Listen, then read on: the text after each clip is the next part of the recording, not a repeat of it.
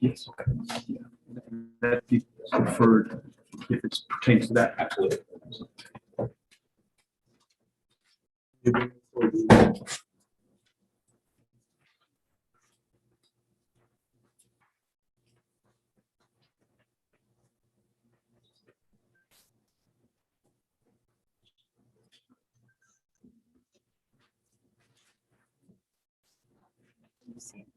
See and hear all of that.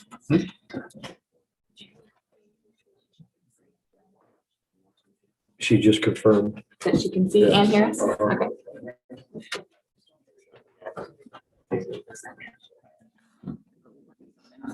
Sorry.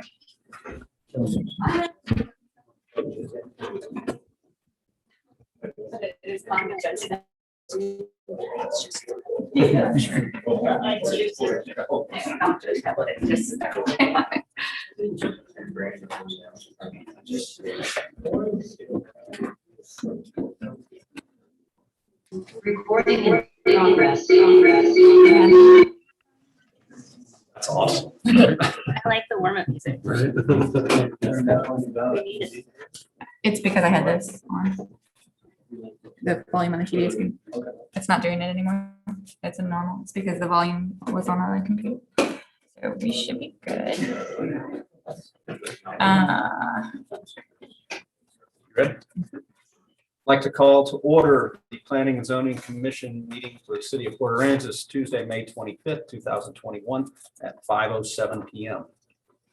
Glad to have everybody back. It's been a long, I guess, 15 months now. So Yeah. back in person is nice. Public hearing. Port Aransas Planning and Zoning Commission will conduct a public hearing on the following. Please limit comments to 3 minutes or less. I'm going to encourage individuals, if they have an item that they would like, you're free to discuss it during the citizen comments, but you're also free to discuss it during the actual agenda item. So if there's a particular agenda item that you have a concern on, you're welcome to discuss it during that time or discuss it during the citizen comments, whatever behooves you. I'm going to go through and read all the items that are coming up for tonight, and citizen comments will follow. Item 2.1, FPLT 21-1082, plat of Cinnamon Shore South, Unit 4B, part of Cinnamon Shore 2 PUD, 14.64 acres, being a replat of a portion of Lot 19 Mustang Island, a map of which is recorded in volume 38, pages 130 through 131. Map records of Nueces County, Texas, and a portion of lots 1A and 1B, Block 3, Cinnamon Shore South, Unit 2, part of Cinnamon Shore 2 PUD, a map of which is recorded in volume 69, pages 596 through 599. Map records in Nueces County. Applicant, Mustang Island Development, Inc., property location 5800 Highway 361. Item 2.2, FPLT 21-1077, plat of Palmilla Beach PUD, Unit 3C, being a replat of Lot 1, Block 12, Golf Course, Palmilla Beach, Unit 1, a map of which is recorded in volume 68, pages 195 through 200. Map records of Nueces County, Texas, lots 1A, 2A, and 3A, Block 3, Lot 1F, Block 13, Palmilla Beach, Unit 2, a map of which is recorded in volume 69, pages 63 through 68. Map records of Nueces County, Texas, Lot 2, Block 3, Palmilla Beach, a map of which is recorded in volume 68, pages 24 through 29. Map records of Nueces County, Texas, and Lot 1A, Block 3, Palmilla Beach, PUD, Unit 3, a map of which is recorded in volume. Volume asterisk pages, asterisk map records in Nueces County, Texas.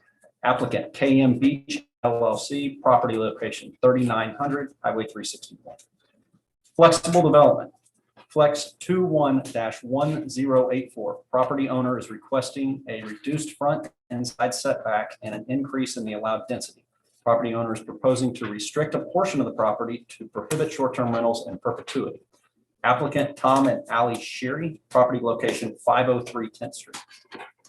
Item 2.4, FPLT 21-1083, final plat of Block A-1, Port Aransas Independent School District, City of Port Aransas, Nueces County, being a final plat of 0.185 acres of land out of Lot 4, Block 74, State Land Surveys, Mustang Island, City of Port Aransas, Nueces County, Texas. according to the plat recorded at the Texas General Land Office, Austin, Texas, and being the same tract described in a deed of record under document number 201-901-5875. Official public records of Nueces County, Texas. Applicant, Port Aransas Independent School District, Sharon McKinney, Superintendent of Schools.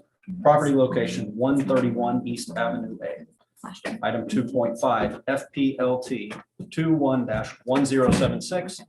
Final plat of Lot 1, Block 1, Real Old Town Center, City of Port Aransas, Nueces County, Texas. Being a replat of Lot 9A, Block 2, J.E. Cotter Survey, Number 4, City of Port Aransas, Nueces County, Texas. According to the plat recorded in volume 62, page 81, map records of Nueces County, Texas, lots 7, 8, 20, 21, 25, and 26. Block 2, J.E. Cotter Survey, Number 4, City of Port Aransas, Nueces County, Texas.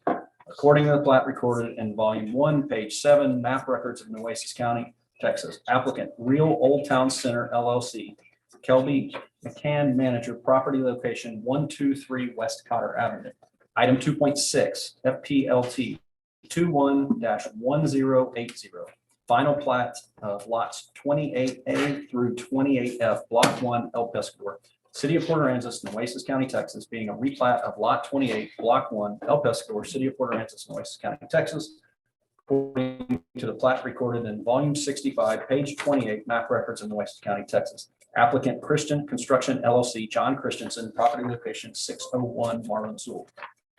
Finally, item 2.7, FPLT 21-1078, final plat of lots 1 through 8, Block 1, Trojan Street Subdivision, CUD, City of Port Aransas, Nueces County, Texas, being a final plat of 1.382 acres embracing all of Lot 2AR, Sea Island Subdivision, City of Port Aransas, Nueces County, Texas.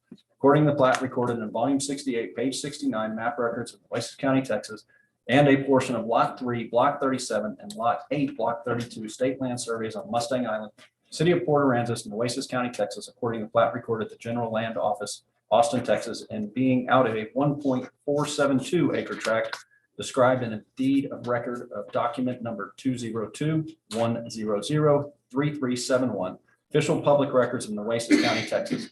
Applicant 521 Trojan LLC, Richard Shore, property location 521 Trojan Street.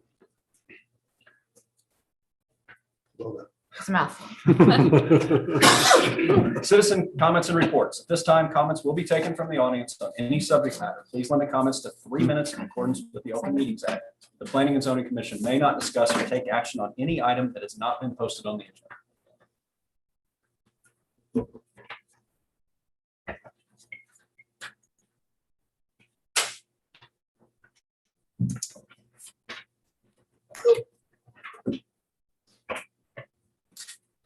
All right. Mr. Fair, Paul Fair. Hi. Your address is 309 East Avenue. Right. And you're welcome to stand up to the podium and speak. Well, I'll let you know what I was being spoken about and address it when the subject comes up. That's Un- perfect. Understood. Thank you. Kathy? Yeah. Is there something you would like to? There's address? like several somethings. In fact, I think almost the whole agenda is several something. Okay, so you'll refrain and then you'll be Yes. welcome to comment during the agenda item. Okay, thank you. All right, moving on to items for consideration. Item 4.1, discuss and take appropriate action on Tuesday, April 27th, 2021, Planning and Zoning Commission regular meeting minutes. Did you read that? Yep. And no changes. What in your packet is what you got.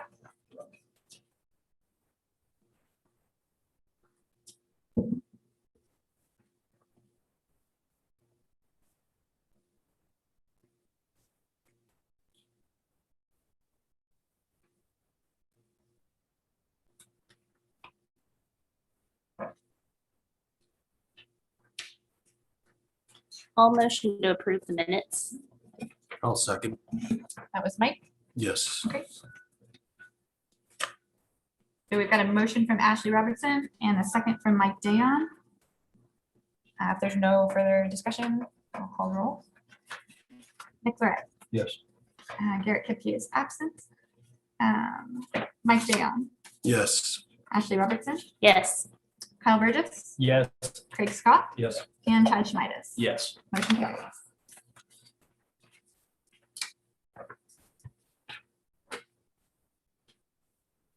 Yeah, do you have a copy of just the summary there? So then I'll keep bouncing back up and down. All right.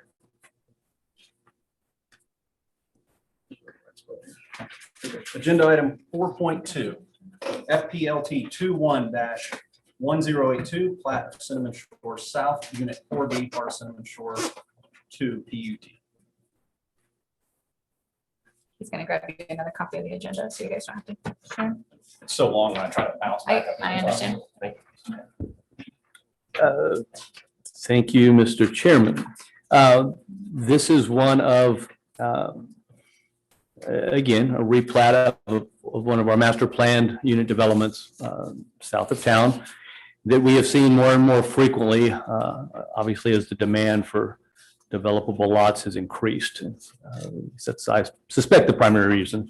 So this is, again, a function of the phasing of the development, the large scale development that we know as Cinnamon Shore South. And this is just another section that they are now preparing to make shovel ready, build ready, for lack of a better term. In the course of these replats, we often see some minor changes, tweaks. 11 residential lots that are increased to 14 condos that are that revert to cottages. But in the scheme of things and the flexibility that the previous council gave the planned unit development by making them their own ordinance, it's well within that. And again, just for the benefit of some folks that aren't familiar with these phased replats that come pretty often, there certainly are the minor changes that I discussed, but then there's major changes to what was originally approved by previous councils. In the best example and the most recent, again, just for information purposes, is the repurposing of part of the golf course for Palmilla. As an example, they requested repurposing 9 holes to some other uses. A significant amount of that was housing. So that became a major amendment, was beyond the scope of the flexibility that previous councils had awarded them, and hence it went back to the sitting council at the time. So that's kind of an example of minor and major amendments in the simplest sense. This isn't nearly that complicated. This is simply taking the next phase, as Nicole shows, and now officially platting what was previously just part of the master plan, like I said, so that the infrastructure can be installed and those can be made ready to sell. Again, with any plats, the infrastructure is most of you know, must be in before that plat can be recorded and actually made official. So the approval doesn't constitute them moving forward with selling those lots. It just gives them the ability to go ahead and install utilities that were previously determined or as identified here in the roads, et cetera, et cetera. We do have, we're fortunate to have the project engineer for all the ones that you'll see today here for any additional technical questions. But that's kind of the general summary in it. Other ones that we deal with. So I won't go through this whole thing again, but it'll be the same song and dance on several of the others we see.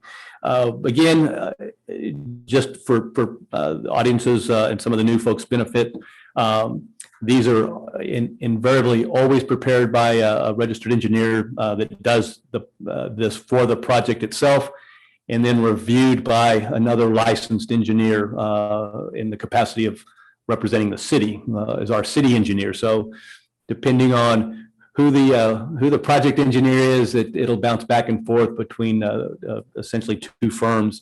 In this case, it was Hanson Engineering that was reviewing it. They did confirm that it does adhere to our code of ordinances. Again, something else I want to do, although this will be pretty redundant, I do want to refer just just to the chapter in the, just the chapter that this falls under, just so you know, you can write it down and for the audience, but again, the replats, all plating actions basically fall under chapter 21 subdivisions, article 2. So all of the things that we look at and address and hold these to are addressed in chapter 21, article 2. So with that, the reviewing engineer, other than a couple of boilerplate items that you see consistently, which is just verify building lines, utility easements, private access, et cetera, did confirm that it was in adherence to our code of ordinances. And thus it is staff's recommendation to approve. You've got the fire marshal's review and all the utilities as well. Thank you. So with the AEP approval, So AEP almost never responds to us. They will randomly respond. I mean, I send them every plat request, just like everybody else. They randomly respond to them. I think whenever he's got a moment, he responds to the ones that are currently in his inbox. He understands that if he doesn't respond, that's him submitting his. Right. We approval. refer to that non-response when sent out as a tacit approval. So,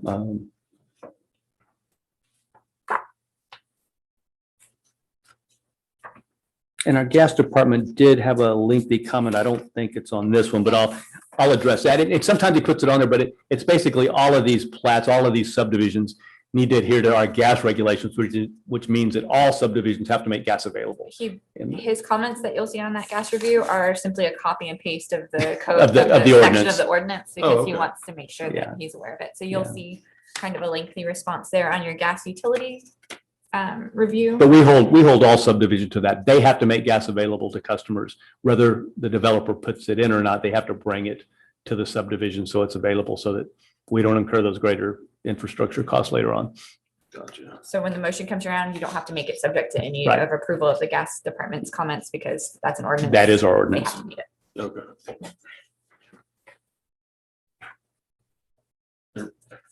any citizen who would like to comment on FPLT 21-1082? Staff is good with everything in here. Yes. I've got some questions. Sure. Topic. Yeah, sir, if you don't mind coming up to the podium and just giving your name and your address.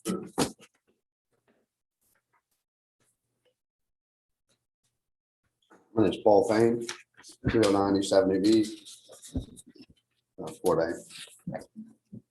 You had talked about the density level going from 14 structures to 11, from 11 to 14. Just as an example. Yeah, okay. Okay. And we already have a big enough problem with our density issue throughout town. So to keep on adding more, make every acre, I know it's judged by every acre or what. But if we keep on saying, okay, now 14 is not, let's just squeeze 16 in, or let's squeeze 20 in. When does it stop? Eventually this town is going to sink. And I've been here 30 years and I've watched it just grow exponentially. And it's kind of getting annoying. I moved to a small little village. I think a few of y'all did. Some of y'all came from big cities and expect big city standards. I don't. That's not why I moved here. So I got issues with it constantly being allowed to be expanded and let developers and builders come in and make a fortune and take off and go to Costa Rica because they made $1 billion and split. Because I live here and I plan to still live here. So I got problems with that. We got problems about that's density. That also means traffic issues. We've already got traffic issues. Can't make a left-hand turn on a Thursday, for Christ's sakes. Forget just the weekends or a holiday weekend. Last Tuesday, I couldn't make a left-hand turn for the life of me. It was a Tuesday before Memorial Day. When does it stop? When do we say no? You apply by the rules or get out of here or go buy more acreage.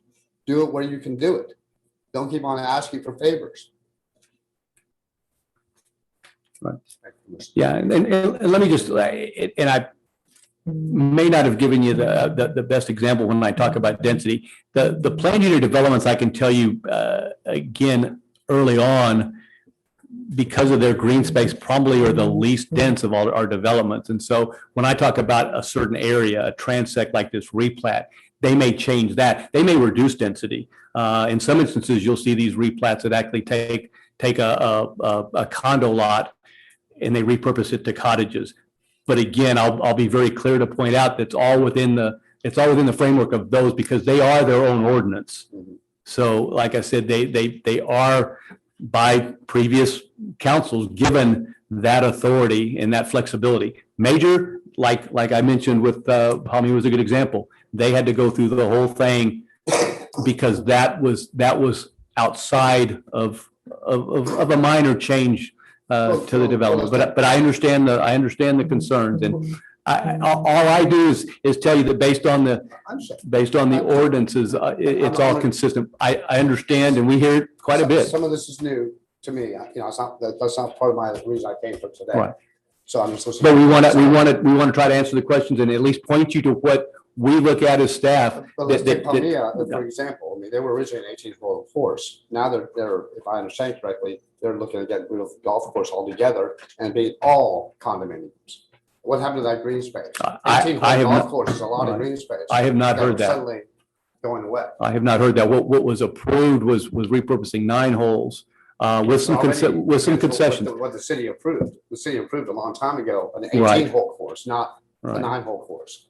Taking away 9 holes Right. adds how many homes? I don't know. I don't have the answer to it, but I know it's a lot. Right. And back to our density issues, and people making a left-hand turn on 361 or not. How many wrecks have occurred on 361 because of people coming in and out of those subdivisions? I don't have a number, but I know it's more than there was 25 years ago. 25 years ago, no one even drove down that road unless they just happened to be going to Corpus Christi, which we didn't go to Corpus Christi that often. So thank you for listening. Thank you. Thank you.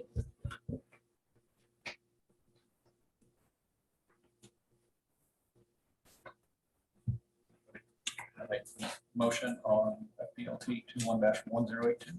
I'll make a motion to approve FPLT 21-1082, plat of Cinnamon Short South. We have a motion from Mike Dayon to approve. I'll second. Craig Scott is seconded.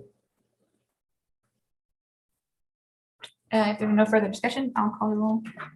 Nick Lorette, Yes. Mike Dayon, Yes.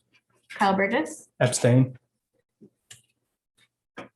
Ashley Robertson, Yes. Craig Scott, Yes. and Chad Schmides. Yes. Motion carries. Item 4.3, discuss and take appropriate action on FPLT 21-1077, plat of Palmia Beach PUD, Unit 3C, applicant KM Beach LLC, property location 3900 Highway 361. Thank you, Mr. Chairman. So I won't go through the whole dialogue, but this is similar to the plat that we just saw before. Once again, this falls under Chapter 21, Article 2 of our Code of Ordinances, which is the subdivision ordinance. And again, interesting. One of the changes to this particular one is they finalized this phase. They actually take 2 of the larger lots that were once designed for a hotel and are repurposing that into residential lots. So the overall density in that component is decreasing. Again, I can only assume, I don't want to speak for the developer, but probably the market conditions are more conducive to residential lots than a hotel. But again, it's well within the framework of what the overall design and purpose of a mixed unit planned unit development is. And so it's consistent with what we see fairly regularly and doesn't constitute a major amendment. Again, this one was also, in this case, reviewed by Hanson. And this is where you do find, by the way, the lengthy text from our gas department, but it's pretty much what we mentioned, trying to get to Hanson's comments. Hansen's comments are the same as last time. City staff shall verify building lines, utilities, and closure, private access. Yeah. Conformance with the PUD amendment, but that it adheres to all of our ordinances. Right. And again, it's Nicole, the utilities all were in agreement, As well as fire marshal. as well as the fire marshal. So again, consistent with chapter 21, article 2, plating, so staff recommends approval.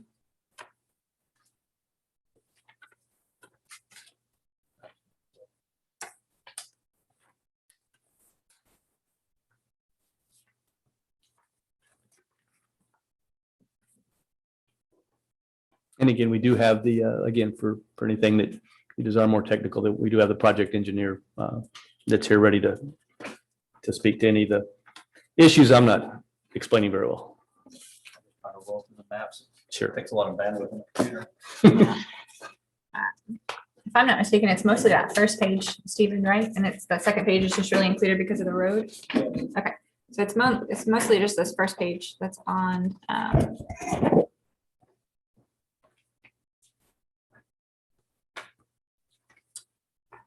right, just trying to get it a little bigger.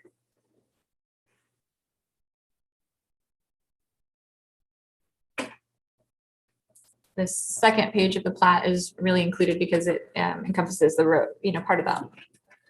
One of the lots is the roadway.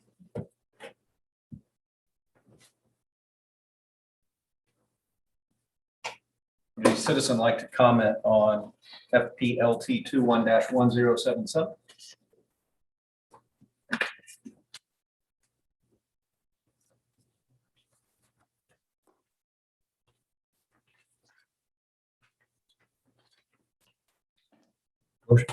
Please.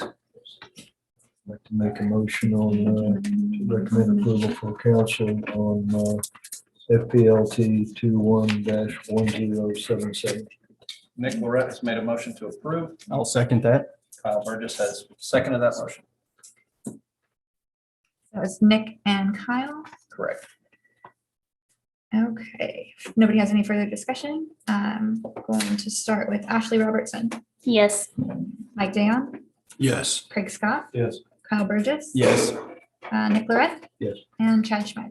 Yes. Motion carries. Item 4.4, discuss and take appropriate action on flexible development FLEX 21-1084, applicant Tom and Ally Sherry, property location 503 10th Street. Thank you, Mr. Chairman. So we'll mix things up a little bit.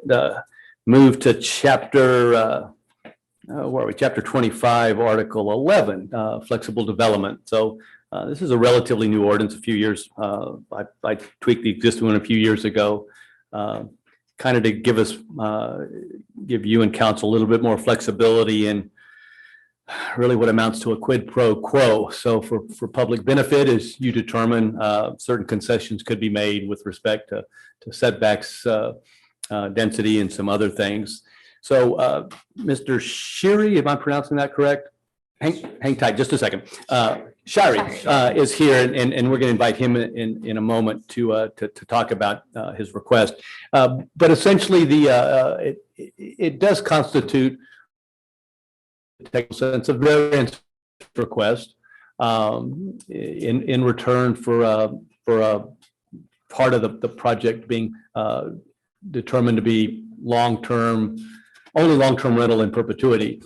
Mr. Shire, we really had two tracks to accomplish what he wanted to do. One was the Board of Adjustments, which would be a true variance process, or because of the willingness to make one of the proposed units long-term only in perpetuity, it really was able to fall into the flexible development piece. And come to you for recommendation, ultimately to council. We did make it clear that in staff's opinion that it was a pretty big ask based on our previous submissions. But again, anything that offers up a long-term, even if it's one unit, we had internally decided that we're always gonna push something like that, to you guys for further deliberation. Because heaven knows we're certainly woefully short on long-term properties. So you have a pretty complete package. He actually gave you a nice little narrative. We thank you for your service. He's a veteran. But the long and short of it is that there's two. I'm going to go from memory, so correct me, Nicole. So there's two setbacks requests: a reduced front setback, a reduced side setback, and because of the size of the lot, He's shy of 6,000 feet, which means he's limited to one dwelling unit, and any legally platted lot could have an accessory dwelling unit that was just sub 600 feet.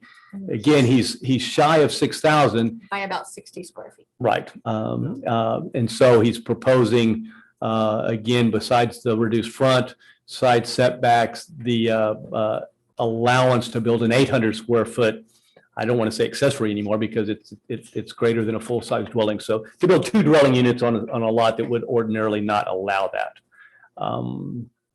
Again, any flexible development does require, because of the nature of it being a variance of sorts, does go out to the surrounding property owners, much like a zoning change or anything else within a 200-foot radius.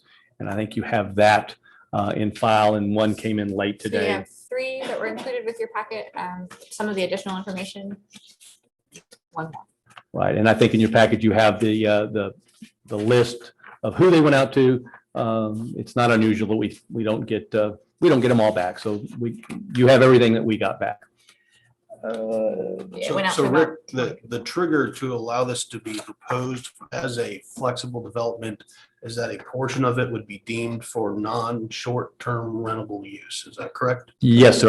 The way the ordinance reads, any proposal that increases the density, which this in essence does by allowing 2 full dwelling units, then whatever that increase was, at the very least, that has to be offered up as long-term only. And in its current capacity, it is zoned for short-term rental. It is zoned for short-term rental. So he could build a sub 600 foot accessory dwelling because he's a legally platted lot, and could short-term rent it and the primary residence for that.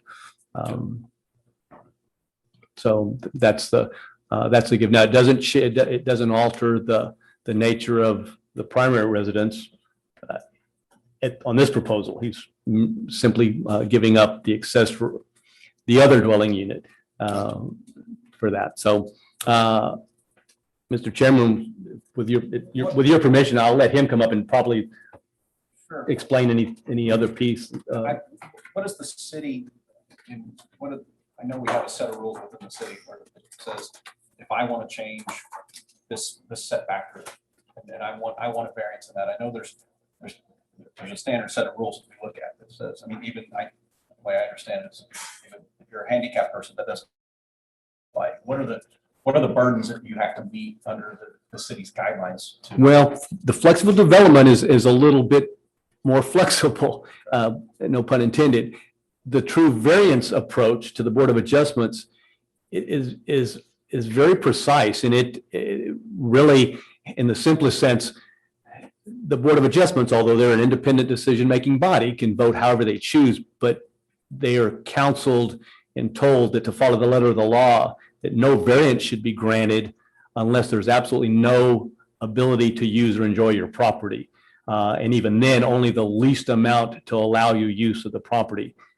As staff, I have to tell you, that isn't necessarily the case in this instance. The Board of Adjustments looks at an I want as opposed to an I need. And if it's the I want, then it's legally they should deny it because you can still utilize the property, maybe not exactly the way you want it, or with as big a house, or with whatever you desire, but you can use it. So this is a track that allows a little bit more flexibility. It's a dual approval process. The Board of Adjustments is a final decision-making forum. Here, you simply recommend, and then council ultimately has the final decision. And has this gentleman been in front of the BOA? He's not. He's chosen this track. So full disclosure, previous property owner did go to the BOA for a reduction in the side setback and was denied that variance. The flexible development does not have to meet that same standard. The original gentleman was not giving up any ability to short-term rent, so they're different and they should be looked at differently. Okay. You guys. I got a couple of questions. On the survey, and it probably just silly of me to ask, but it says 503 South 10th Street, platted as Station Street. I think it's because they had I don't know. I don't know why that survey says that. Station Street's not even contiguous. It's not loud enough. Can you hear me? Yeah. well, I Am think I we're- on?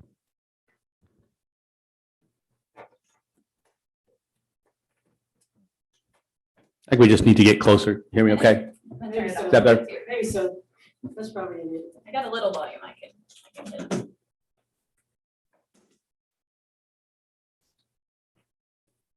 We're more used to zooming, so this is kind of a nice change. Yeah, Nick, would you repeat it? Yeah, this was just a, So I'll show you guys on what he's talking about on the survey, it shows 503 South 10th Street, and right underneath it, it says in parentheses, platted as Station Street. Platted as Station Street. I don't think there's any correlation. Mhm. No, I mean, It's clearly South 10th Street. it's close to Station Street. Mr. but Shire, you would agree? I didn't 10th notice Street. that. Okay. It better And I guess the only other question, So Nick's talking about right here, right under 503 10th Street, where it says Yeah, just plotted threw as me off. Station Street. It might be the, I don't know, the old plat Is it had a something Francis about, Holding Company plat? maybe. Maybe that was the original. I'm not sure. and I'm gonna go kind of far back, but not that far. It seems like Board of Adjustments gotten, for lack of a better term, challenged by the city 4, 5, 6, 7 years ago, Joe, and you remember that? So it was longer than that. It was Was it? prior to me being I'm getting old. here. But Seems like only yesterday. Yeah, I think it was about 9 years ago. But it was a similar request through the Board of Adjustments on this, and it just wasn't received. I recall the city sued the Board of Adjustments. Sure, so I think it's probably reasonable to note that it's a different process here than the Board of Adjustments process. You No, I, no, don't have to I, find the same hardship. I understand. So I guess my only other comment is, But I think it's a valid litmus test, Nick. I think maybe that's what you're, well, I I mean, think- it's what we're doing. I think it absolutely is. I mean, it is. Now, the flexible unit, I was a part of that, and in theory, it was just to help maintain lower prices, and we all know that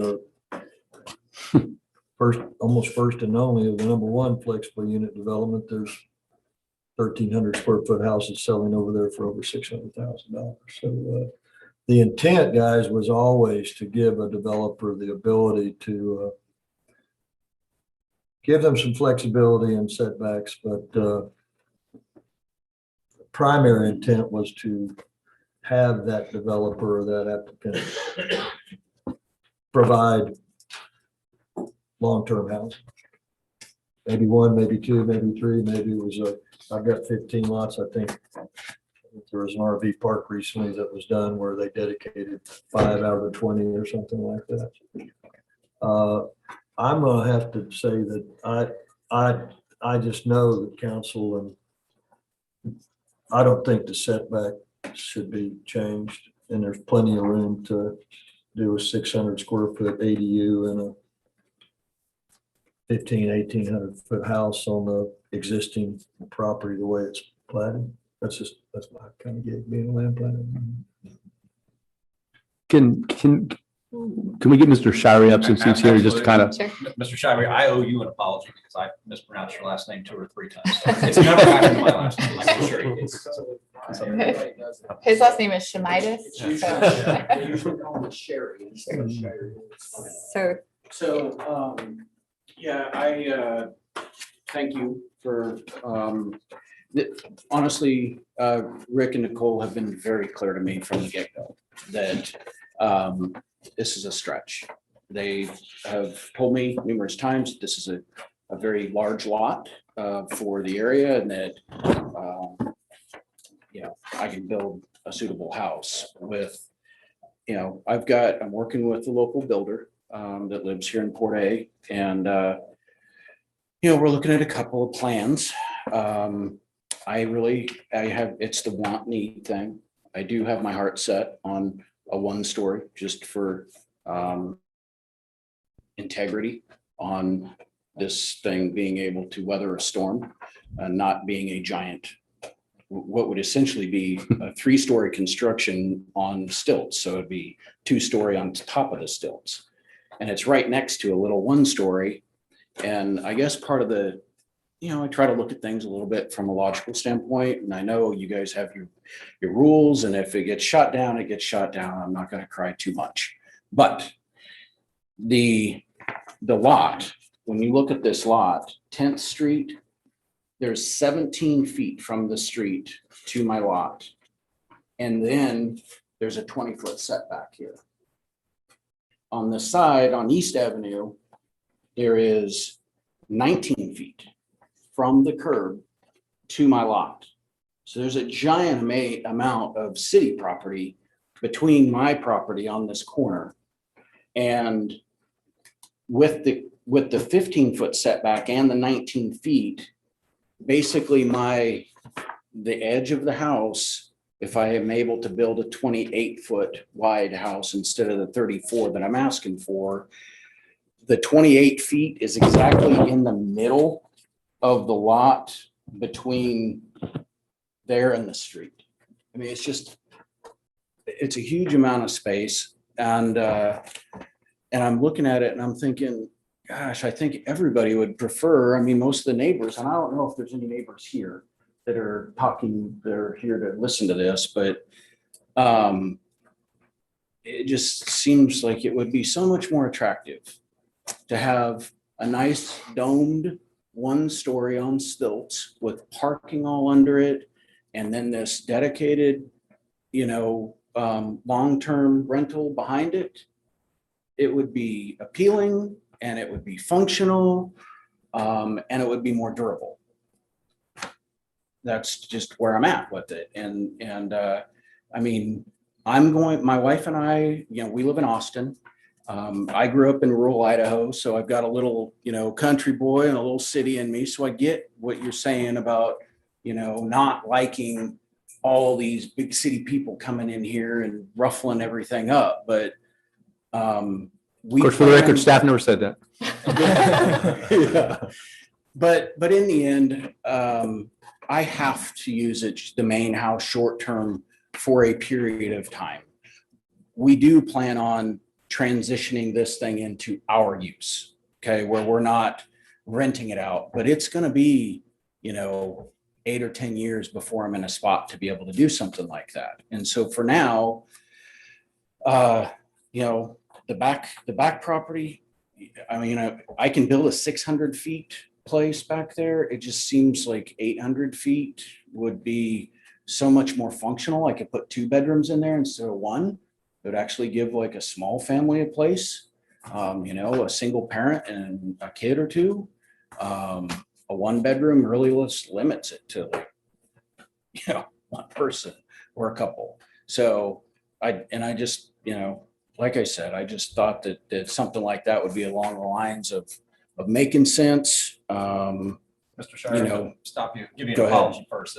Yeah. We That's can't comment or question on anything, so we're It's all okay. listening, of course. Okay. But we do try to adhere to a 3-minute time. Oh, Yeah, gotcha. and I'm sorry, I didn't If you can start. work on wrapping it up. So, that'd be great. okay, Thank you. I'll give you the Sure. last, and I, Rick mentioned about, my service. I am a disabled veteran. I get along pretty good. I'm not here with a fake cane and stuff like that. I mean, I'm still pretty good. But I do have a back injury from a fall when I was in the service, and a TBI. And I don't know, if it's 10 years from now that, getting up an extra flight of stairs is going to be a big deal for me. So you take that for whatever it's worth. But I would really love to see a small, change in the width, because there's so much space over there that 6 more feet.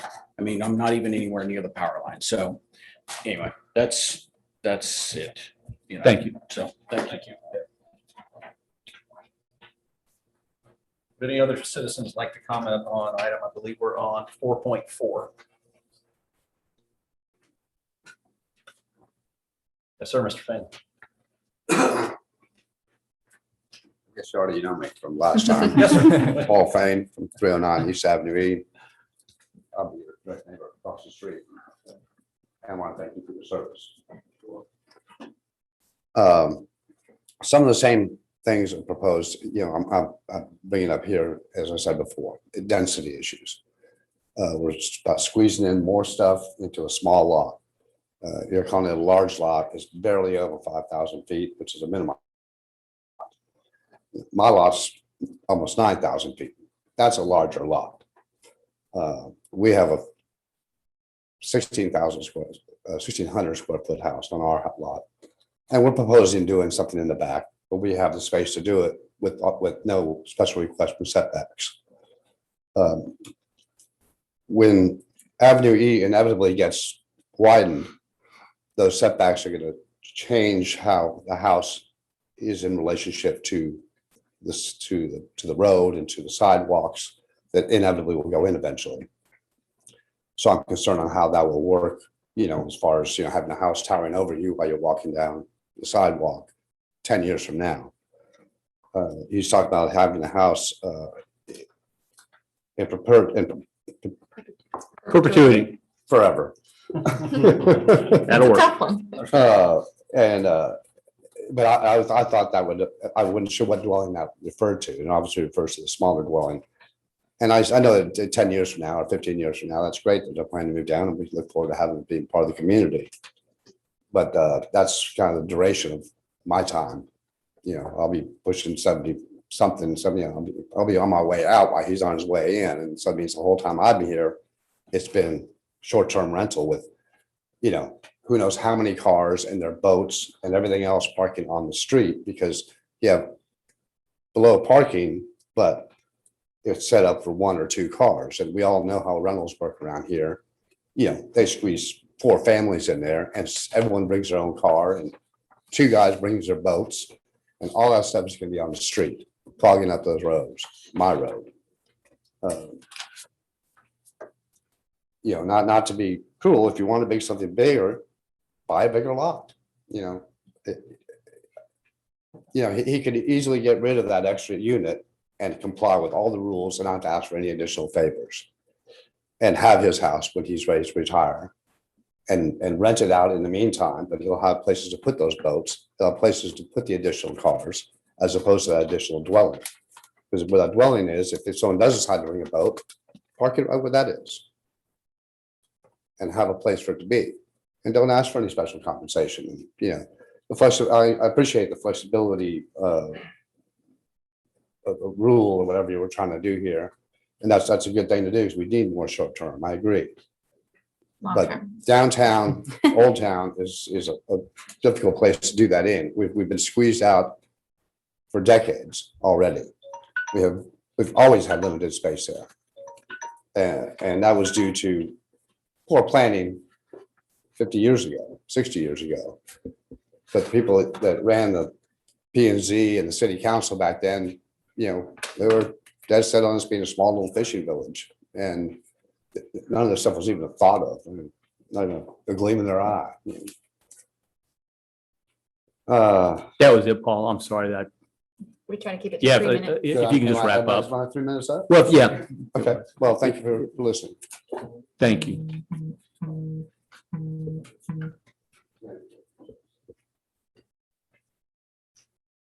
Kevin McCann, 1418 to Spring Sands.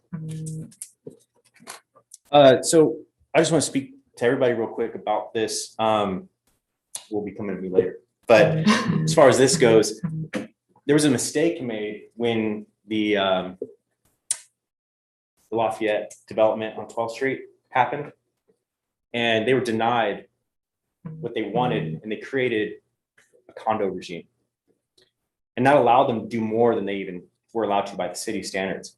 And what you're having right now is he's requesting 2 structures. And if you deny him, he still gets 2 structures. Because he'll have a 600 square foot dwelling unit in the back as an accessory. He'll have his other one. And they're both going to be short term. And he can rent them separately legally. So what you can do in this situation is take a tactical approach. I'm military, special forces, 14 years, still active. And you say, hey, you know what? He's going to get 2 structures no matter what we do. But we can take that and make one of them long-term. And it's not the best move because you're still getting density, but it's the tactically right move because you're going to get 1 long-term and 1 short-term out of it. Otherwise, no matter what you do here, he has the square footage to build 2 short-term units. That's it. Thank you. Oh, that's my stuff, yeah.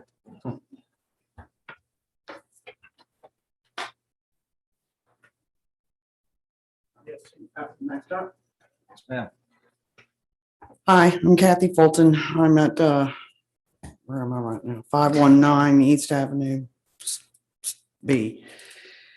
Okay, and of course, thank both of you for your service.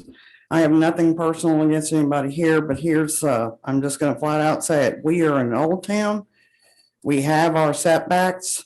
It's 20 and 15. That's a corner lot. I know exactly where this is. I go bike riding by there all the time. And I'm sorry, it's not, in the end, it's not a hardship. And I get that this is still a flex unit deal and they can go ahead and build two things if they really want and rent them out.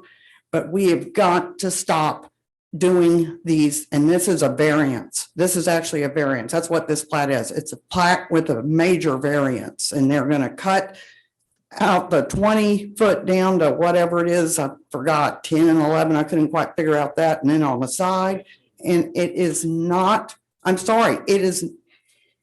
I have to agree. If you needed a bigger lot for what you wanted, then that's kind of what you needed to do. If you are going to build and rent them out and there's nothing we can do to stop that, then so be it. But it doesn't mean that you're going to get to add 3. That's for sure. I just want to make that clear, and I can't support this at all. We've got to stop trashing out Old Town areas like we've been doing. Thanks. Is there any way to get 30 seconds? Sure. I think we're missing the point a little bit. Go ahead. Okay. I just want to make sure that you understand where I'm coming from. I am either going to build up or I'm going to build out, and I'm hoping to build 6 feet wider so that I can put a 1-story house there. That's it. Because and it's okay, if it is that big of a fight for everyone, I'm just gonna go up with the building. I can still build the same size, and I get it, but it seems like a 1-story would be so much more appealing than this contraption of a 2-story that's gonna be towering. It's just gross to think about. And the 600 square foot dwelling that I still have the space for all this stuff. The 600 square foot dwelling, instead of having 2 bedrooms, long-term. Thank you, Mr. Shirey. Okay. Thank you. It's gonna be. You got 30 more seconds. Okay. Sorry. Oh, gosh, you got a whole. Yeah. So, There's still a parking issue of extra boats and all this stuff that comes in. You know, if both be rental units, I guarantee you people that come down with their boats and their 10 family members. And it's gonna clog up the roads with parking and boats and God knows what else. understood. I have a question for staff.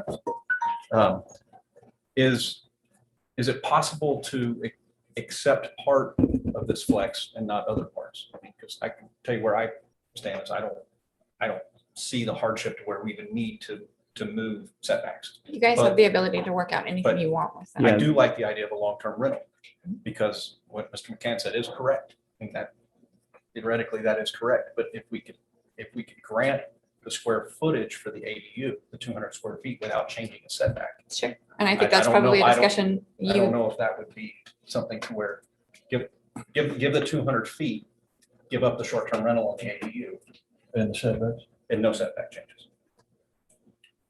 I mean, I like the fact of pulling something out of short-term rental. And then he wouldn't have to build a 3-story house, No, you think so? still build a 3-story. It's only 20-something feet. I'm not saying. it can be 35 feet 35 because it's almost a 6,000 square foot lot. So the height limit for the house is 35 feet to the mid pitch of the roof. I'm not gonna make a motion, but I'm gonna suggest a motion. Nobody can comment on it. I'll make a motion if you want, but I kind of like your idea. I think everybody had good points. You have to try a little harder, maybe design a different house, but it takes one rental, short-term rental out of downtown and puts a long-term rental in, but I don't think we should. And by the way, guys, we're just recommending approval. The council is going to be the one that approves this. So with that, I see where I'm not fond of the setbacks at all. It just compiles itself and the next person says, we did it over here. What was the hardship? What was this? It comes up every time. I mean, all the time, and it's not a good precedent. Absolutely right. So I see the would- logic behind both I would arguments. invite, I'd make that motion if y'all think that would be worth, I'll leave it to the chair. if you'd like to make that motion. Any more comments? If you, obviously, as a group, if you guys have any feeling on that, I mean, I said, I do like the idea of taking a short-term rental out of there versus having to, and we're talking 200 square feet. Oh, I'm sorry. I said, I do like the idea of removing a potential short-term rental and creating a long-term rental because gosh knows, we all have people that work with us that need, but anyway, we can get off on that forever. But if it's all or nothing, I mean, I'm going to vote no, because I don't want to change the setbacks. But if we could come to an agreeable spot where it's, okay, we'll give you the 200 square feet extra on the ADU, no setback changes, and relinquish the short-term rental. What about just 100 square feet extra instead of 200? Are we, I'm just saying, we need to Well, the look at request was densities, 200, yeah. periods and structures. And A little bit Still- of history on the 600, and I volunteered a lot of information. I designed that kind of stuff for a living, but it became so, there wasn't a science to the 400 to the 600. If anybody was here when we talked about it, it's like we were grabbing a number, but we had to have, I'm not saying it should be a flexible number. It's been 600 and it's worked, and there's, I know of several out there that are accommodating local people for long-term rental, but Does the square footage really make a difference? does it make a difference? Well, in my debate, it didn't back at the time, but just like somebody out, you're suggesting 700, 600, this will get right back into us changing a variance, a setback. You got to stop, and the 600 has worked. Unfortunately, I think this just opens Pandora's box. It does. I mean, I guess it's all premised on, is this truly a hardship? Right. And that's so subjective. And it's hard for me to get there. Well, not that, the setbacks are on the books. Right. I mean, it is what it is. And I don't think the trade-off is necessarily outweigh what he's asking for, Right. in my opinion. And even if, and by denying this property then could turn into exactly what people don't want it to turn into. But we have the certain laws that we have to follow. Right. That's what we're discussing. I absolutely don't want to see a setback change. So. Right. Yeah, I'm with you on the setback change. I don't want to see that. You keep in mind, guys, we're just recommending something. We're not decision makers. And if we feel compelled that the city should take a look at it, we should give them at least our collective majority opinion on what we would do. And I'd even put in there that this is up to the council. I mean, we're not. Mr. Chairman, with your permission, Mr. Shirey, without the setback, it seems like the setback's a no starter. Without the setback variances, is it everything else a moot point?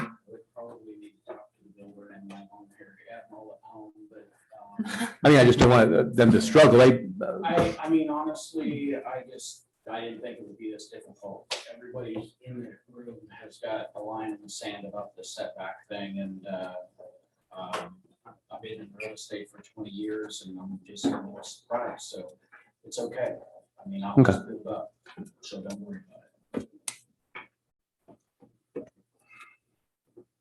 it. I'll make a motion to deny the flexible development flex 21-1084. I'll second. So this is gonna be one of those strange situations where a vote yes is a vote to deny his. Sometimes it gets a little confusing with no's and yeses, so you don't want it to pass, it's a yes. Okay. Now, while you're in discussion, so just so you know, protocol, so this will still go to council. Very good. And Mr. Shire, you're welcome to come to council if you have any changes.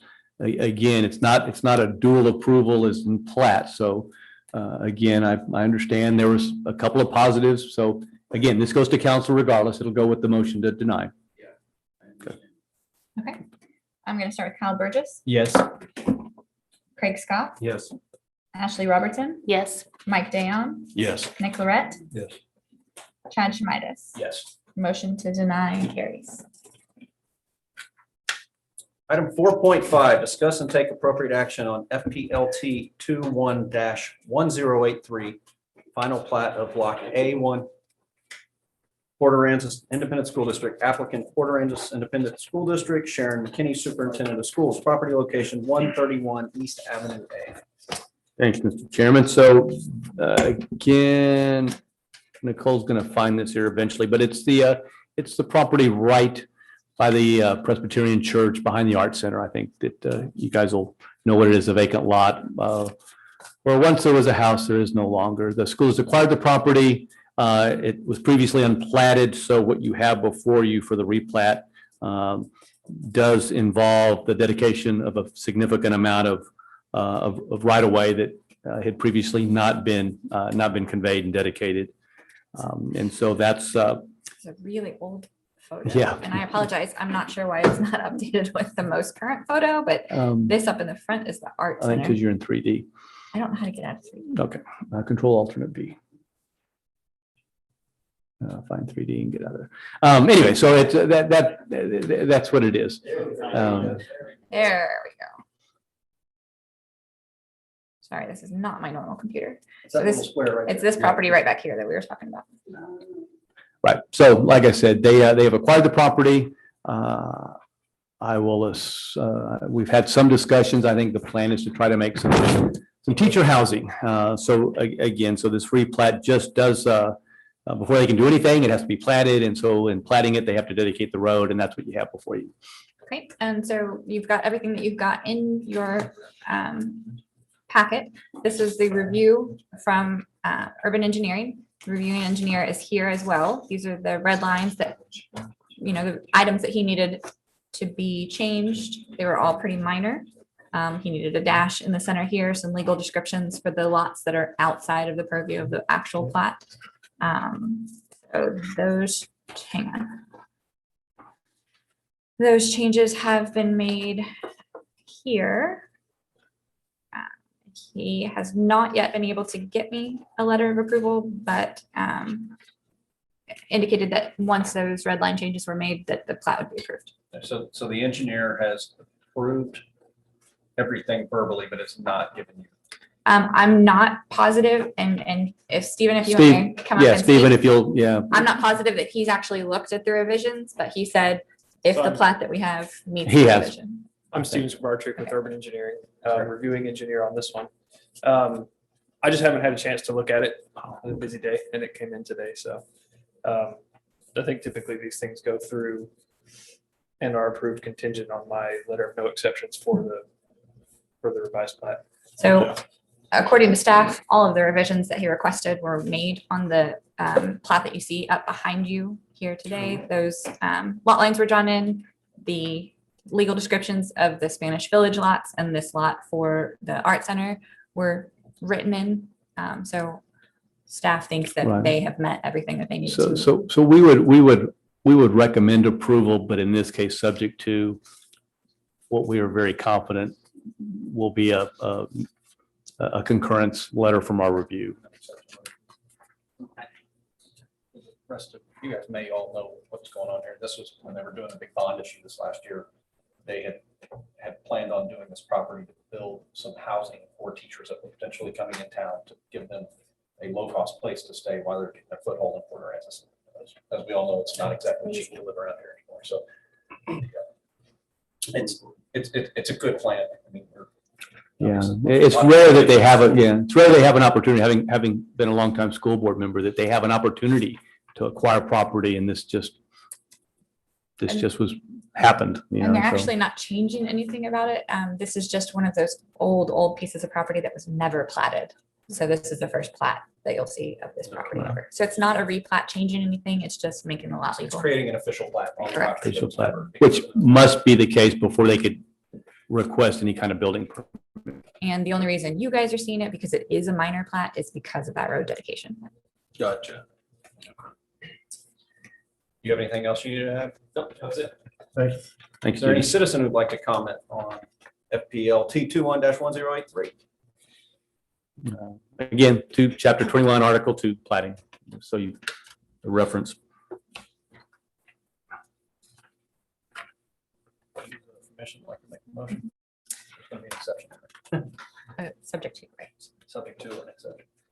I'll motion to approve the final plat of block A1 for Port Aransas Independent School District with the exception of getting the engineer's letter. I'll And- second, I was gonna say meeting those requirements. Sure. and I'll second that. So we've got a motion from Ashley and a second from Kyle. If there's no further discussion. Nick Lorette. Yes. Mike Dayan, Yes. Craig Scott. Yes. Ashley Robertson. Yes. Kyle Burgess. Yes. And Chad Schmidas. Yes. Motion carried. Item 4.6, discuss and take appropriate action on FPLT 21-1076, final plat of Lot 1, Block 1, Real Old Town Center. Applicant Real Old Town Center LLC, Kelby McCann, manager, property location 123 West Cotter Avenue. Thank you, Mr. Chairman, Commission. So as your documents show, this is really a consolidation of, we got here 1, 2, 3, 4 lots, is that right? 7. 4, 5, 6, 7 lots into 1 lot. It is at the location Cotter and Allister, that corner that I'm sure most of you are familiar with. It is a major development. I mention that only because, again, although it still falls under Chapter 21, Article 2, plating is a major development. There've been some questions about preliminary plats and other things. I think that was the subject of one of the letters you received. But hopefully I explained that and pointed you to the sections of the ordinance that controlled. So the submission is complete. We did ask for, as is required, kind of a general idea on drainage. You have that. They do not. That is additional information that is, That didn't make it. it's right here. So it's online, but not available. That's right. We're still I trying to apologize. work through this new system, getting it when we add to an agenda item report, it's supposed to automatically go out to the published to the website, but it doesn't. Again, the threshold again at this stage for the plating is pretty general, as I tried to explain to you. Virtually everything we have in town is part of our master drainage plan. So whether a lot is built on or not built on, or had a house and it's gone, it was always part of one of the 8 drainage basins we have. And although an older plan, development construction was always anticipated when the master drainage plan was done. So in a sense, everything contemplated, drainage for whether it was built on or vacant at the time. Granted, some basins work better than others, but that's a separate function based on priorities and budgets, capital improvements, where we improve the drainage system. Again, obviously, for those that have been here a while, you've seen several street and drainage improvements over the years. Again, but that's, like I said, that's at a higher level. That's at a city manager council level to prioritize and enhance what's already there. But we still ask that they give us the minimum threshold, which is, kind of the general plan. Again, this area has multiple vehicles to drain to, but again, really Cotter, Allister will be the primary means of conveyance. So anyway, I just wanted to mention that because again, that's always an issue and we want to try to point that out. So that's the drainage plan that meets the threshold of the ordinance. Reviews, Nicole, jump to that. Again, the review came back. You'll see that I have page 95, if that's the same. Again, they took no exceptions to the submission, that it does conform to our again, chapter 21, article 2 plating. And with that, I know that we have the engineer that did the review, and we also have the developer. So with that, I'll shut up and As Let's much you as guys I'm discuss. curious about everything that's supposed to happen here, it's not part of our commission to decide what, that's With the the building needs. ordinance, what's going to go on it. no, we have, I mean, we submitted everything that we received, which again was for the plat, met the chapter 21 article 2. So the drainage plan is the only thing that's not in your plat, in your packet. The drainage plan that's on the screen behind you. You live on a flat sandbar. So we've got this, which is the kind of lot specific drainage plan, and then the overlay on the master drainage. And plan. that is the master drainage plan that's of record. And just The shows you city's plan. the different features that they'll drain to, which actually it's a little more information than we're typically used to getting. With that, I'm sure we have some people who would like to comment. Citizen comments related to agenda item 4.6. I'm the only one here right now. Okay, hi, Kathy Fulton, 619 East Avenue B. I want to say number one on the drainage plan deal, number one, the master plan is way not working and hasn't been working for a while, and we all know that. And so for us to sit here and say, well, it's going to drain to here, I can already tell you where that's going to go wrong. I feel extremely sorry for the people that have owned that house that lived there for a long time. That house was there long before things got changed over with these commercial zonings and this entertainment district. And if I'm not mistaken, is this not in the commercial zoning district also? Isn't this part of the overlay for some of that? I do know it's in the overlay for the Old Town district, but the reason I'm asking is because the commercial zoning stuff has a different set of plating requirements as opposed to what you're citing. And that's why I'm asking the question. If I'm not mistaken, when I looked earlier, it is in this little commercial. It's like got a Overlay zones just trump the different zoning districts uses and requirements. So it doesn't change the plating. Plating is actually statutorily dictated and pretty much follows state law. I think consideration for the person that lives here is something to be thinking about.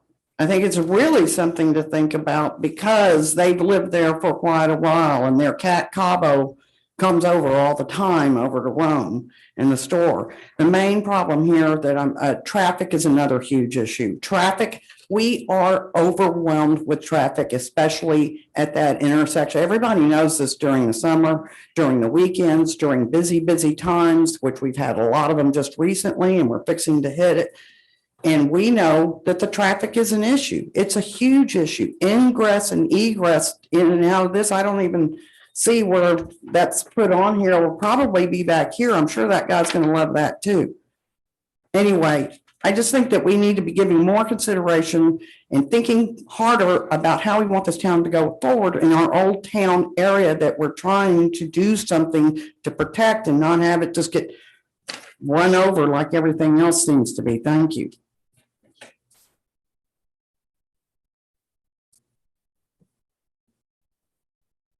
Any other citizen like to comment?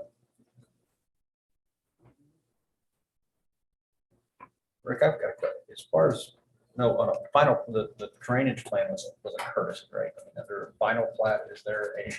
Well, 25-161 talks about you shouldn't consider a plat without some 21-161 has a comment in there that's outside of platting that just says you shouldn't consider a plat without having a general drainage plan that shows that, and actually it even goes so far as to say the basins and the channels, which are ditches.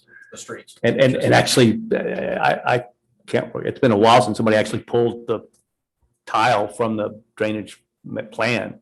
And I don't disagree with Kathy, believe it or not, that our drainage plan is old and we have had, a couple of 500-year rains and a hurricane. And it proves that that it's a challenge, which is why they're constantly being improved and it is what it is, but it was that development in that drainage basin, that whole area was contemplated when they designed it. They don't all work as well as they should have, but like I said, that then goes to, like I said, a higher level for prioritization, improvement, and bonds to fund it all.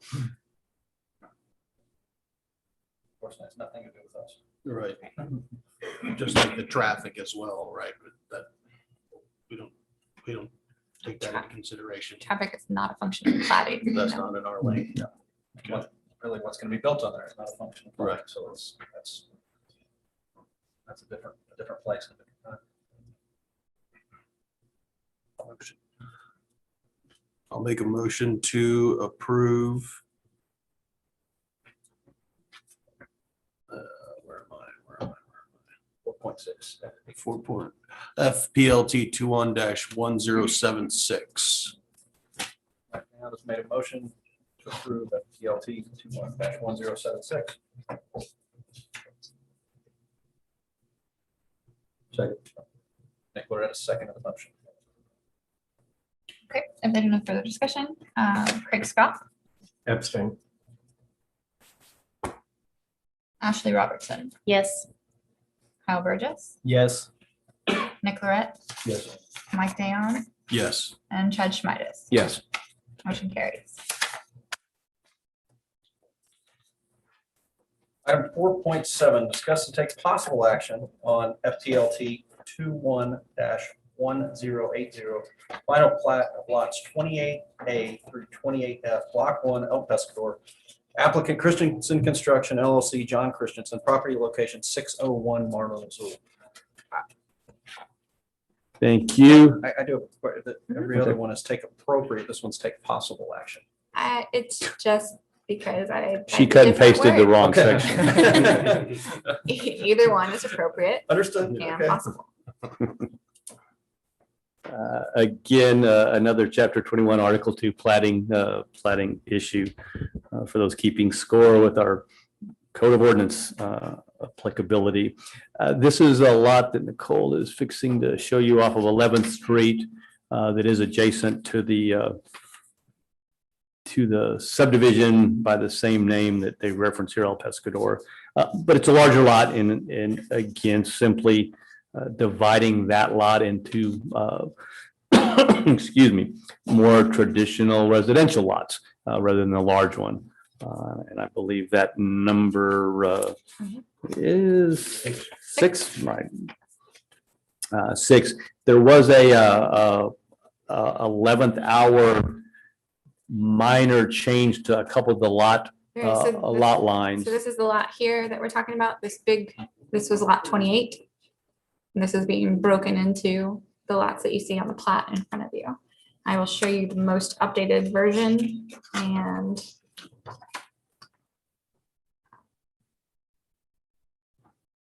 so the version that you've got in your packet was approved by the engineer. By our city reviewing engineer. I have reached out to him, Stephen, who is here also, explaining kind of the changes that they made to this one. He's received those, but I guarantee you he has not had time to even look at it. And this is.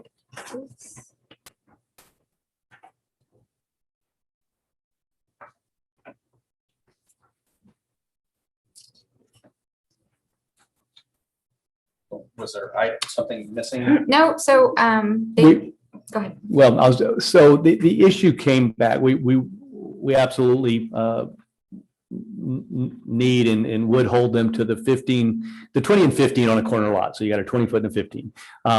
With that, again, kind of a little bit late in the game, they realized that the two bookend lots, I'll call them, would have been pretty skinny with that setback, and they simply wanted to readjust each internal lot line to make them all more consistent in size. They had the room to give up.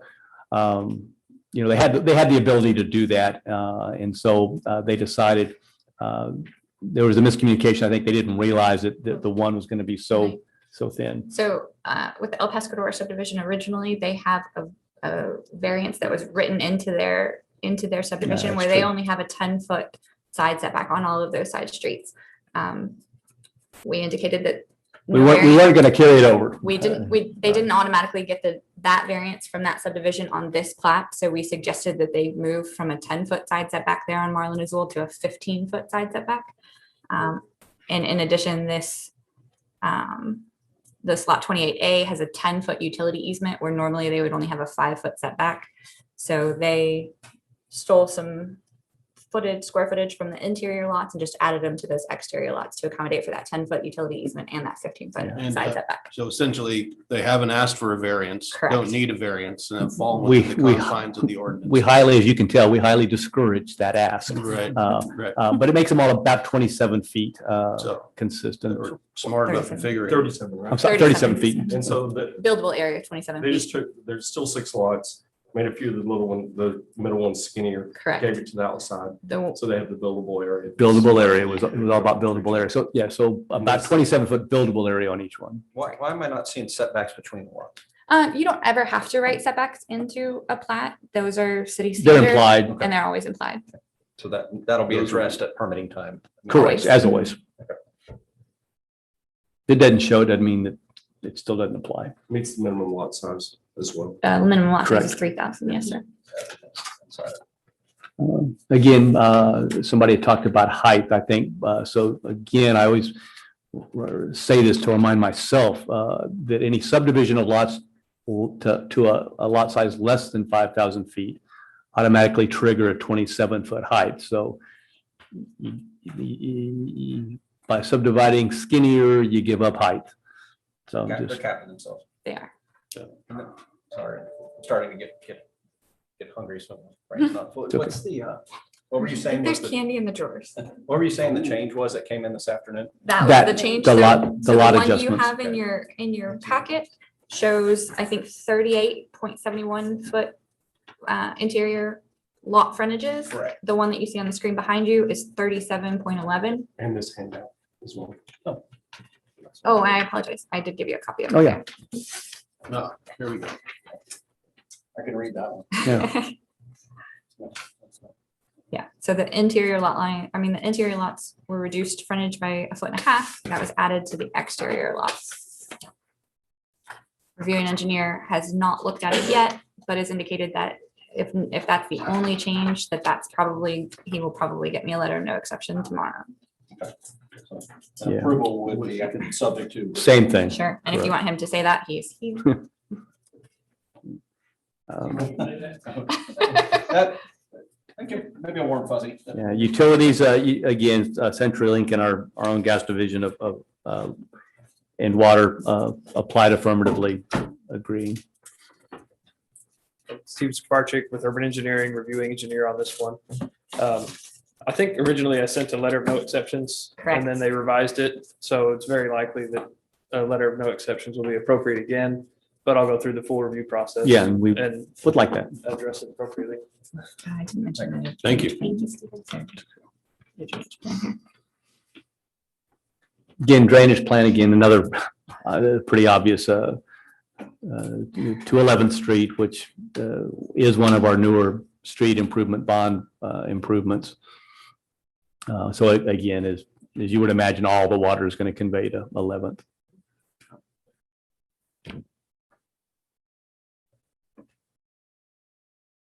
Have any citizen comments on item 4.7 FPLT 21-1080?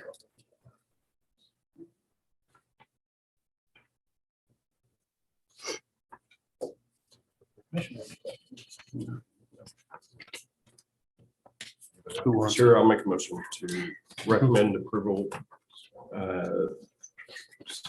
FPLT 21-1080 on the plat of lots 28A through 28F block 1 of Pescador. Subject to the engineering no exception letter. Second. We've got a motion from Craig and a second from Mike Dayon. If there's no further discussion. Nick Lorette. Yes. Mike Dayon, Yes. Kyle Burgess, Yes. Ashley Robertson, Yes. Craig Scott, Yes. and Chad Schmidas. Yes. Motion carries. Item 4.8, discuss and take appropriate action on PPLT and FPLT 21-1078, final plat of lots 1 through 8, Block 1, Trojan Street subdivision CUD. Applicant 521 Trojan LLC, Richard Shore, property location 521 Trojan Street. Yeah, so she's going to bring you to the location. Again, it's over by the Episcopal Church complex. Let's take a look. If you hit Control Alternate B, you'll get rid of that sidebar. Don't show. Again, so you do have the documents here, and there's a couple of things that we'll just need to. So this is the area right here. This is where the street that they're proposing comes through right here. And this is the area to be developed here. Is that going to be considered a private street or? It is. Anytime you've got a cut, it's going to be a private street. Right. Which must meet, again, which actually kind of is a good segue to the one issue that we need to kind of point out that it was that we just really wanted to ensure was going to be able to be made available to us, which to conform to that 20-foot street fire code access. And it really has to do with the corner. Pull back up the. I'm not sure where you're going. I'm going to go with the corner of this house issue. So, so the proposal is again for to subdivide into the 8 lots.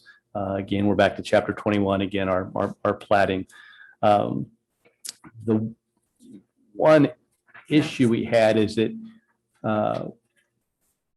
you can't really plat into an encroachment, and so the corner of this existing structure kind of created a little bit of a concern for us, being able to be 20 feet from the road. Now, the CUD ordinance has a provision in there. Again, and actually, I said that 21, so that the CUD actually falls into, well, it's, I'm trying to think where the chapter. Yeah, I don't want the CUD ordinance has a separate procedure for the platting, but it does require that that the get this right, that in no instance the CUD does afford some flexibility. So it is a separate development consideration, much like a PUD or a neighborhood unit development. But it does have a provision that the building line can be no closer than 20 feet from the road. Edge of pavement. Edge of street. Edge of street, technically. Correct, yes. edge of street. So we just wanted to ensure that they could facilitate that, given where the corner of that house was and the amount of distance they had to work with for the access.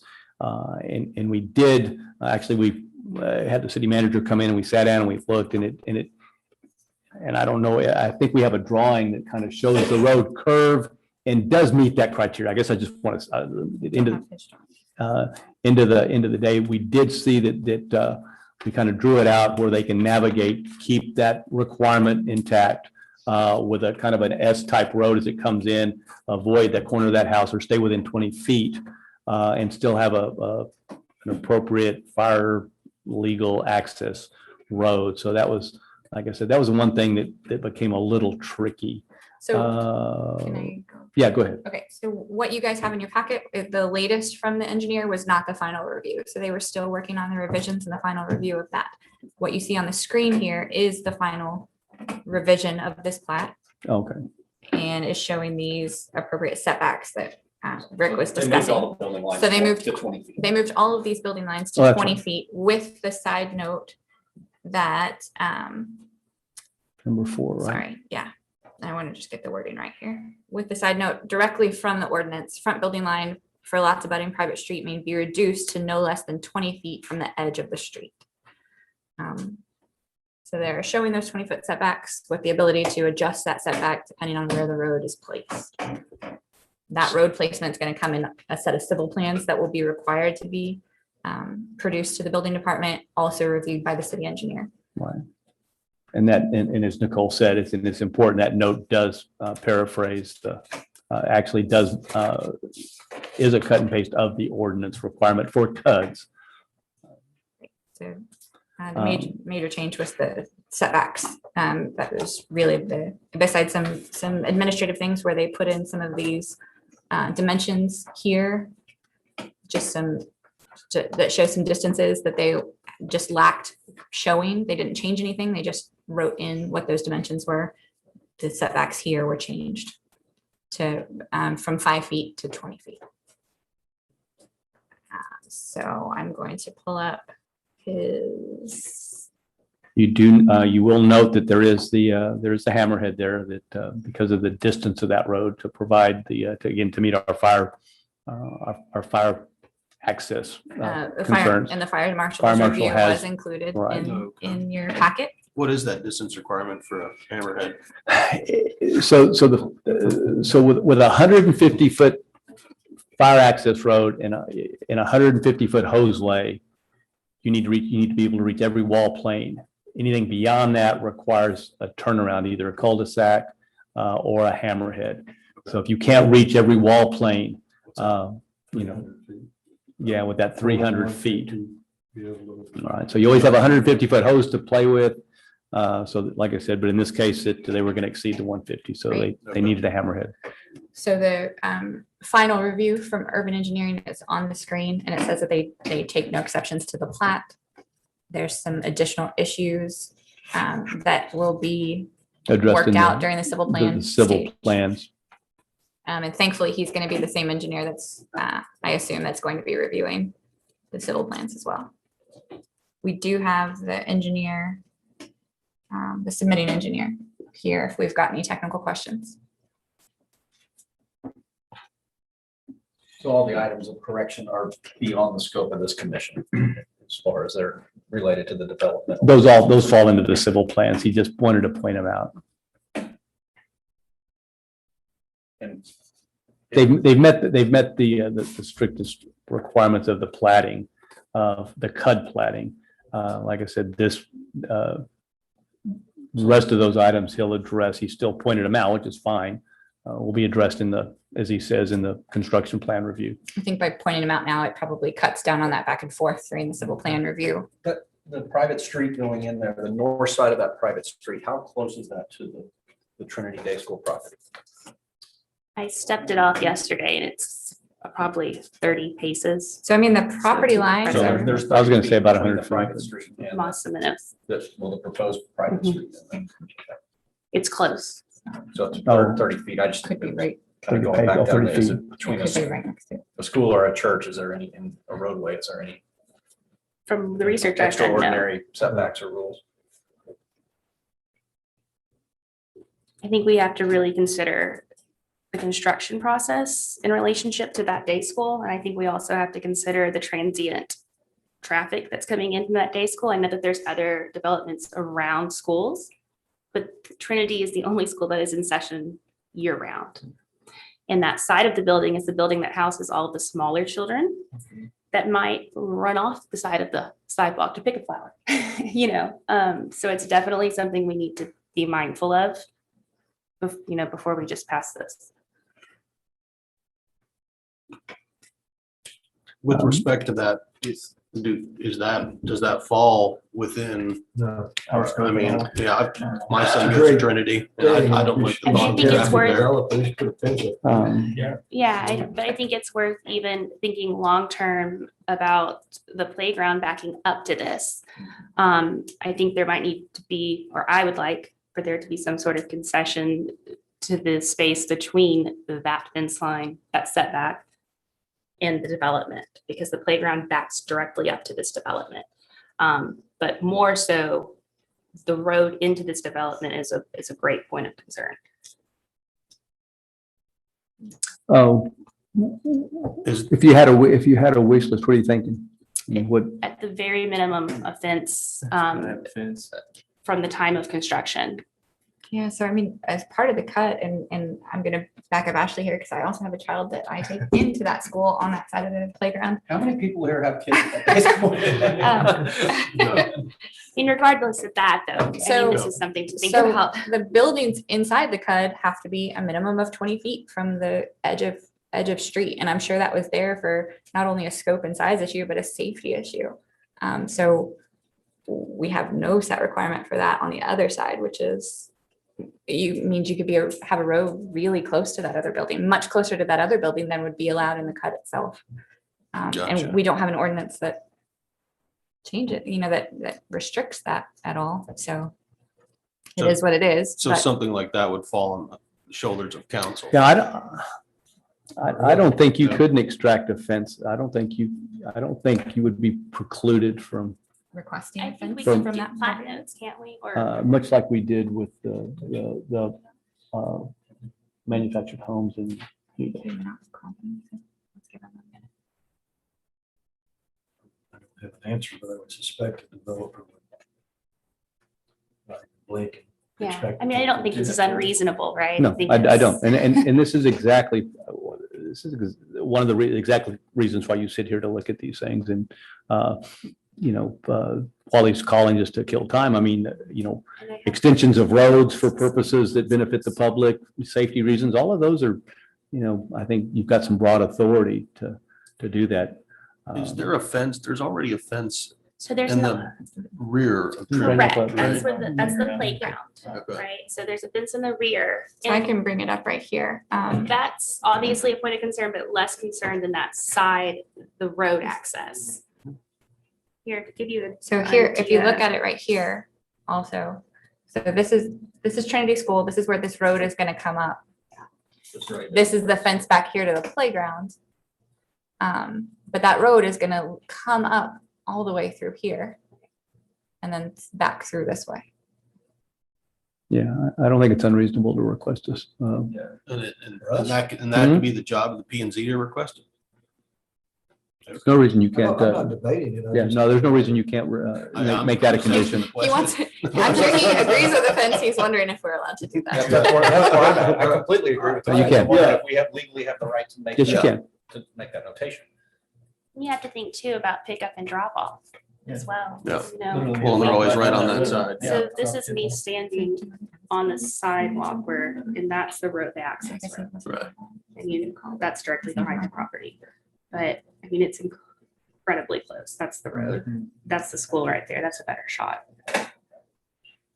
I mean, theoretically, it could imagine- be within, I would say, 10 feet of that school building. Sure. That- Yeah. That building only has a 5-foot setback. I mean, in most experience, it's a pretty easy ask to say, put up a fence before you start. Michael? No, I was gonna say, can you reach the client? Yeah, You- if I may, I just Sure. spoke with him right before the Okay. meeting. He wasn't able to be here. Michael York Engineering, I'm the engineer representing the applicant. And if you have that site plan up with the road drawn in there, what we did is tried to get it as close as we could to the south, away from the church. Because of the 20-foot requirement, location of the existing building. I know it was discussed earlier about pushing the road away to get it 20 feet from the building. But what the applicant has said is if that's not possible, or if it's going to become an issue, that he doesn't mind demoing that corner of that building is a garage. And he has no problem demoing that building to meet that 20-foot setback if that's what needs to be done. So I think the bigger issue though is the proximity of the kids that are there with that roadway on that. regardless of what Back that portion, road is yeah. gonna be. So the question is that would the requirement of a fence or some type of barrier landscape, I mean, some type of barrier, let's say fence or equivalent. It's gotta be. It's- yeah, Those no size link. kids. Yeah. Probably like non-scalable. Yeah, you're right. Would that be Non-scalable. would that be reasonable? I could reach out and ask, but I can also say I've discussed, the the church next door is actually looking at doing some improvements and they may be considering a fence, or they may have just constructed one. I don't recall. But I they know- I probably know that love for the building is developer to new, do it. And they're looking at a project now that's gonna have increased or redo their parking and some trails and things like that. But I don't want to speak for them. I don't know if they're doing a fence, but Sure. let me reach out and I can find out if he has any issues. That'd be with the great. fence. So full disclosure, I'm on the Trinity School Board also. I spoke with her when this development came up. They currently have no plan for a fence at this moment. Now, the church is separate, a separate entity than the school, even though they're connected together. So I can't speak for the church. I know that the school does not have the funding to put up a fence. The church may. Well, and as it shouldn't be the responsibility of the school, in my opinion. Cody McCann, one from Language Makes Sense. Also- A quick question. P and Z can to council and recommend a thing, but ordinances and whatnot being what they are, there's no fence requirements that I'm aware of. Is that correct? And then past that, this is a cut.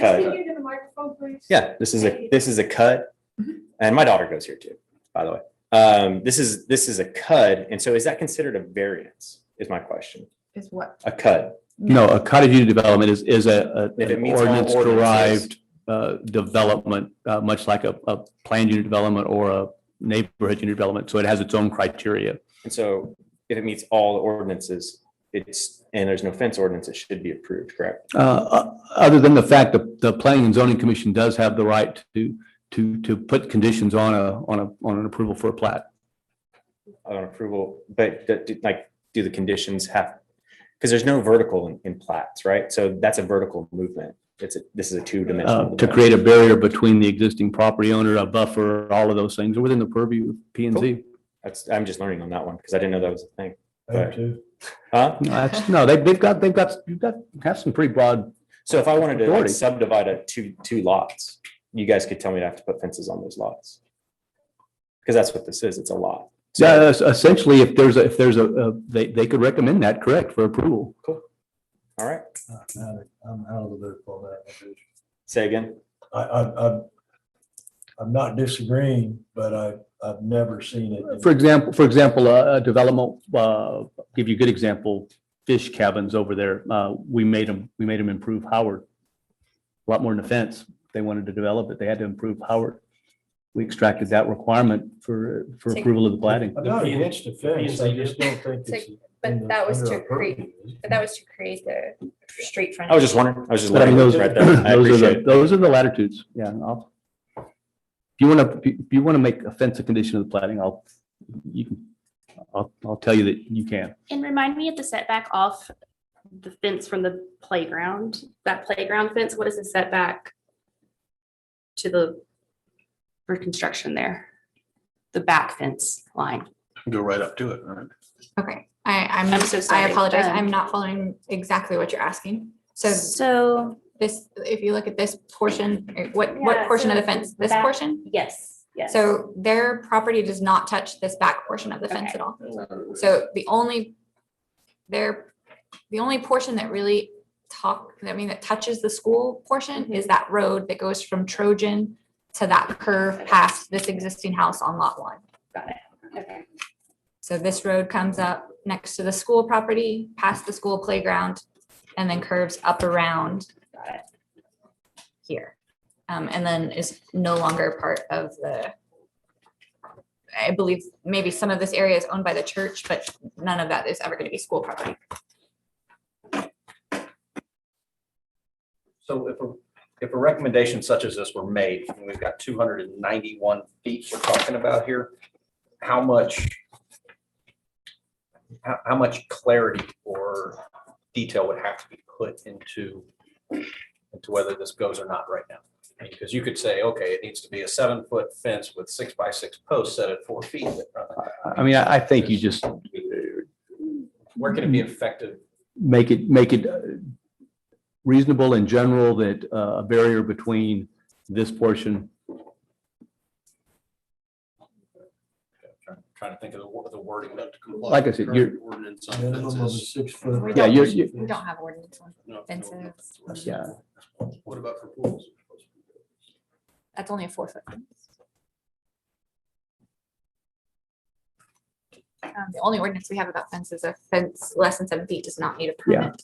A fence over 7 foot needs a permit, a fence over 8 foot. It should be, again, it should be something that's something as broad as an acceptable barrier between the development and the school. Like I said, you shouldn't be specifying 7 foot, 4 by, That's why I'm saying, like- just an acceptable.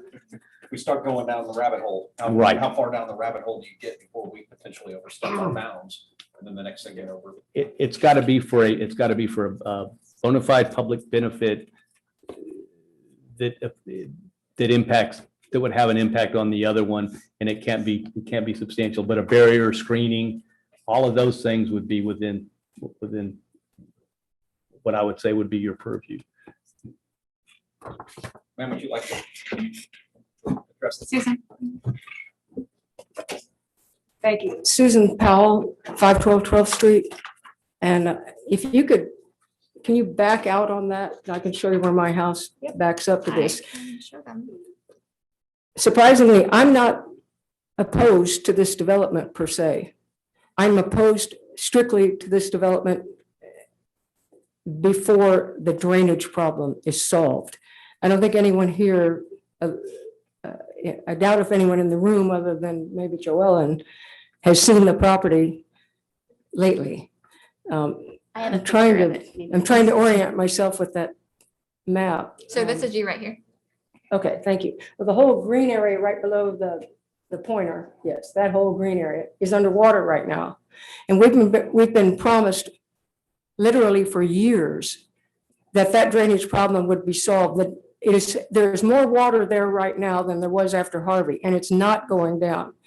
And yes, I don't have a problem with Brandon Lafayette's development other than the drainage. The drainage is worse now. And now you're telling us that you're going to put another development in south of that green area, which is full of water and has no place to go. And then off to the right, we're soon going to see the one that's Laughing Horse. Where's the water going to go? When the church school went in, they piled up dirt at the bottom end of that big green area behind the school. So it no longer drains out Trojan Street. And it comes to my house and it comes to Susie Pena's house. It's a flood. It's a lake. Susie and I joke about it. We call it Lake Pena. And it's not going down this time. And the only thing different is the new development next door to me.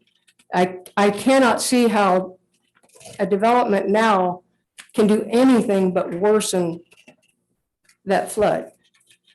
So I want to go on record as being very strongly opposed to this if it is to be developed before the drainage problem in that big green area is solved. And I want to see it solved because Rick, you've been kind enough to come out. You've walked back there with me, or you're pretty close to it. I've had so many different people tell me how it's going to work, and I'm here to tell you it doesn't work.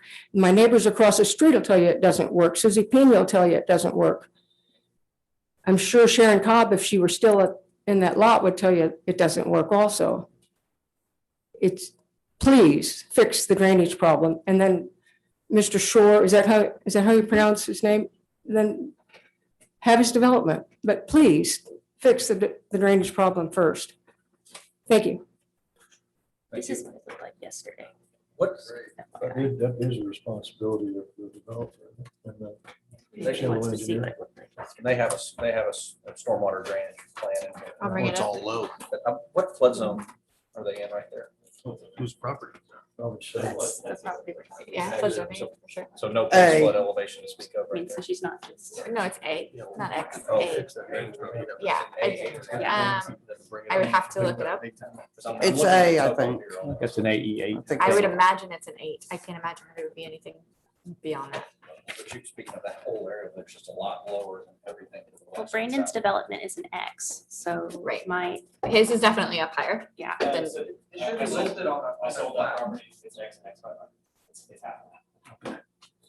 here we go. Yeah. Hit the timer.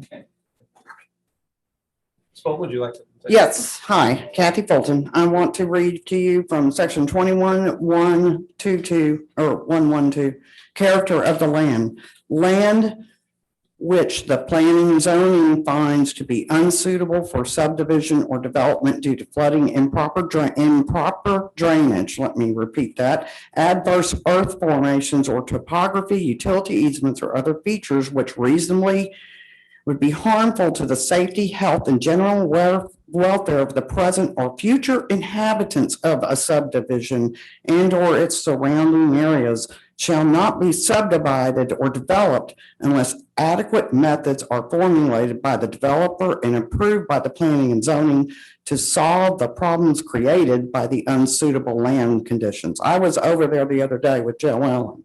And I saw and went back there, and there's supposed to be a little pond. It's a lake. It's a lake beyond a lake now. In fact, it was even part of the drainage was coming from the Laughing Rock property. You could tell that's how it was running. And part of it was coming from Mr. Lafayette's property, or whoever owns it now, but that development. And if you look and you see what's going on, the only way they're going to make that work is they're going to have to raise it. And that's going to kill Susan's house. No question. The water was like 10 feet from the back, and they want to bring this thing up to 5 feet from her, 5 feet from her backside. Now, I don't see how that's going to work. I also want to say this is a private right-of-way agreement that was done in 2005. It's a private right-of-way road. And I looked it up today.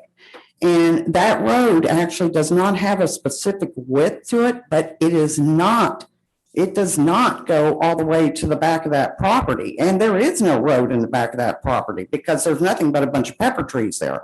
What there is, if you look at it, the road stops right there at where the two-story house is. But that was the easement that was granted by the Cobbs from one Cobb to the other one. I guess somebody got a divorce there. Anyway, the thing is it's only for this little what's paved there right now. It's still a private right of way. It is not a city street.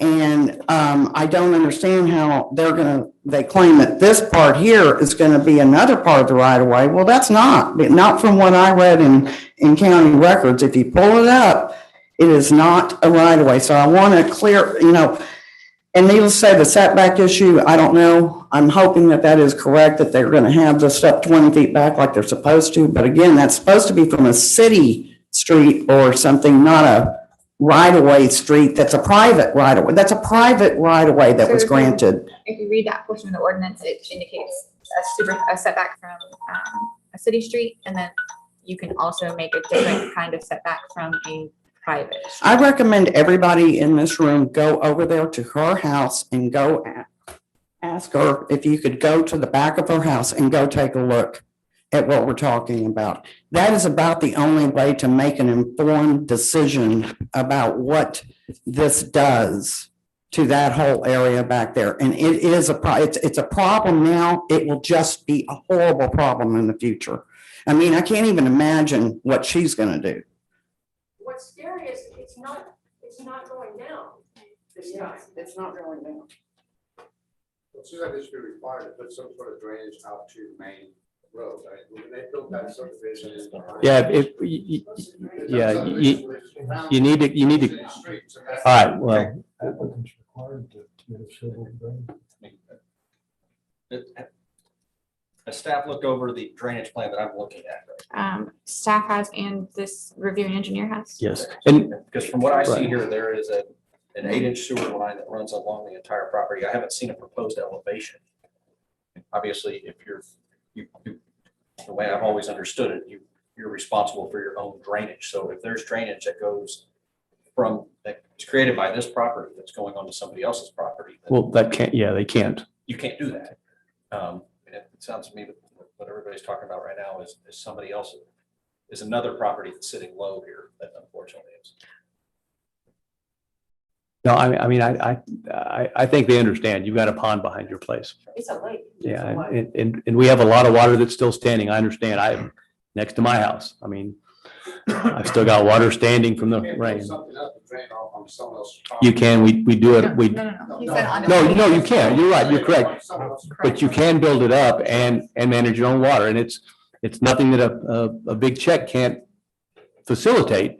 But the burden is on the developer to do that, to facilitate it, whether it's, whether, I thought the burden was on the city's master drainage plan. I'm confused. well, the master drainage plan, like I said, is in place. And several pieces have, I understand, but those parts of the master drainage plan, based on city council and manager, like I said, priorities, get improved as the priority exists and as the budget allows. I mean, the question is that do you deny development of property that are subject to the master drainage plan? That's, as a rhetorical question, that's not my job to determine whether you allow it or not. But the drainage in heavy rain events is sometimes gonna be woefully inadequate. Our drainage system as a whole, and I'm not an expert, we have engineers that are probably much more knowledgeable than I, but I do know that the drainage plan we have in place is designed for 50-year storms. You couldn't design and pay for a drainage system to accommodate the rains we've had over the last couple of decades. And I get it, and or a hurricane, because it would be such a massive drainage system that we'd never be able to afford it. So you design so you design a lesser one, and you hope you don't get the 100-year rains in close proximity or saturating rains, because we're on a barrier island. We live and we buy here knowing that the drainage is going to be slow sometimes when you have those kind of rains. But they can't make it worse, and I get it. I very much respect what you're saying, but I think anyone here, other than Susie Pena and I, have a clear picture of what is going on back there. We live there. There's been created a depression there, and everything is draining into it. And another development, before you figure an outflow, and maybe that's not the right term, this is not my area of expertise, but until you figure some outflow, it's going to get worse and worse. And I mean, it's creating a monster. I'm not opposed, again, I want to be very clear, I'm not opposed to this development. I'm merely opposed to it being built before the drainage problem in this specific site is solved. Well, it seems like the development that's proposing right now. If you want to address the commission, Mr. Fang, will you please step up so we can keep this official? All those groups should be responsible for getting rid of all that. I want to bring the engineer with York back up because I think she got a hold of it. I am going to make one thing clear again, character of the land, should be the presiding guide here about this. We already know it's not draining, and we already know it's got flooding and drainage problems, period. That should be the guide of whether or not this is acceptable right now. Thank you. And if I may, one more thing, it does not take a 500-year flood, it does not take a hurricane for this to occur. If we have just a decent rain one day, it floods. How many times have we redone Alistair and it still floods? If we redone Alistair, it's countless times. I have an idea of where drainage. Yeah, go ahead. Introduce yourself. Please. These meetings are set up to have I'm Steven Skabarczyk with Urban Engineering, reviewing engineer on this. These meetings are set up to have a specific set of orders so that the meeting can proceed. Trying. I think Chad was trying to speak to that. I was just trying to get us back on track. Yes, thank you. Yeah. Mike, let me ask you to come up and just, kind of tell us what. So I did reach the developer, the owner, the applicant, and he said he was open to the fence idea and beyond. Does this have to go to council as well? Right, so any conditions they place on a plat, council has to approve as they recommend it with whatever conditions or lack thereof.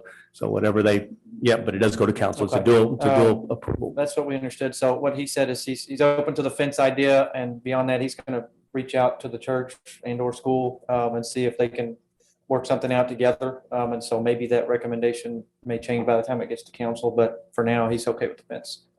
And you also did the drainage plan for this. Correct. And so, of course, this isn't, full level engineering plan. So there's no, flow lines, elevations you mentioned earlier.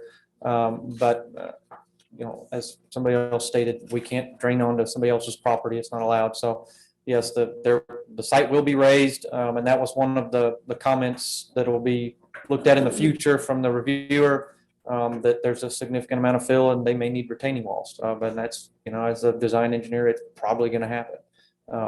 Unless I can find out how to make it drain and, raise the land enough to make it drain out to Trojan Street without retaining walls, then they'll need them. And if they do, then that's what we'll design. But the general plan is it's going to drain in a V-shaped concrete street all the way out to Trojan. And if you scroll over a little bit, there'll be an inlet at Trojan. And then it'll go underground up Trojan Street and actually connect to the system that's in Avenue E. And one of the other comments that came from the reviewers that we may need to add some additional inlets because the church has added and the school new driveways. And there may be an existing storm pipe in there. We're not sure. But if there is, we'll have to connect to that. But either way, we may need to add inlets in between their driveways to drain those little grass areas. And that's what that comment was for. And so that'll all be decided at the engineering plan stage. And at this point with the preliminary drainage plan that has been submitted to staff, which is what is required under this plan, has that sufficed? Yeah, it's a very general requirement that just, in fact, the term general is used just to point to what, and again, it's, in these cases, they're gonna drain to the existing drainage basin, which may be one of the ones that could work better. But again, they all function. Like I said, it's just how they function is dependent upon, as we all are learning, tides, saturation, and the rains. And it's the fact of living on a barrier island. Sometimes it drains slower. Understood. But then when it goes to development and building plan, that drainage plan. Then the civil plans becomes precise and volumetrics are there. Right. And then on top of that, we added another step several years ago that before we issue any certificates of occupancy, we go out there one last time and make sure whatever they told us, it was actually done. So there's, like I said, we understand drainage is an issue and we do as much as we can with the system that we've got. Sure. So did you want to say anything further on that?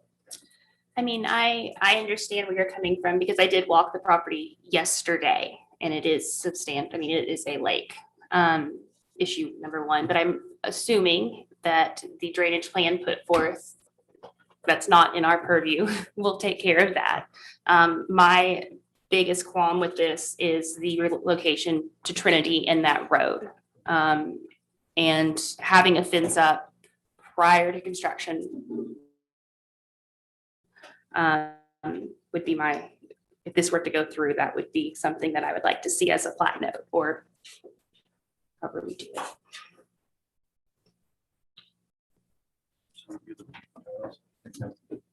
That, if you'd like to make a motion and add the language that we're going to put on there. So I motion to approve PPLT and FPLT 211078 final plat of lots 1 through 8, block 1, Trojan Street subdivision CUD, with the plat note that there will be a fence constructed prior to construction taking place on the property and maintained by the developer. Before somebody seconds that, can I just offer up a consideration?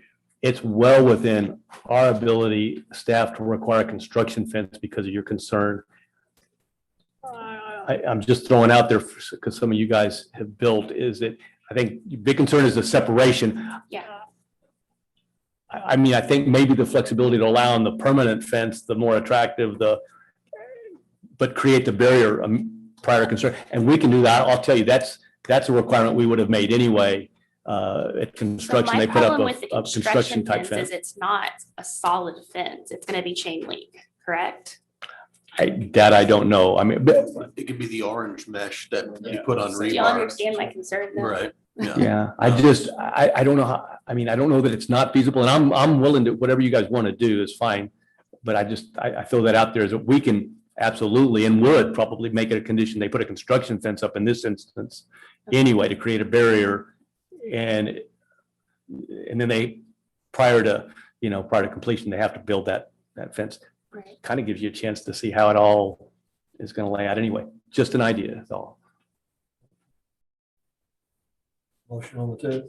Do you want me to repeat it? Second. I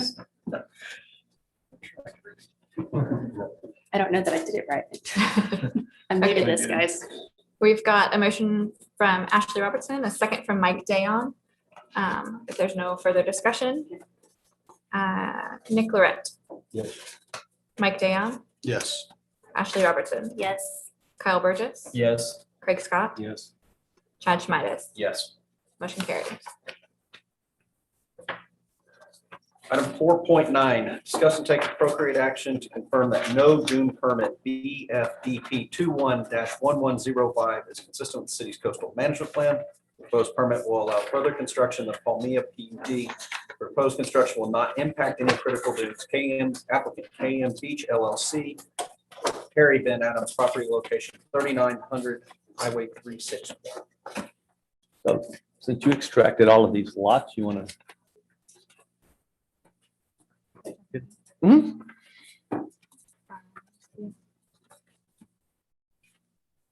What are you asking me to do?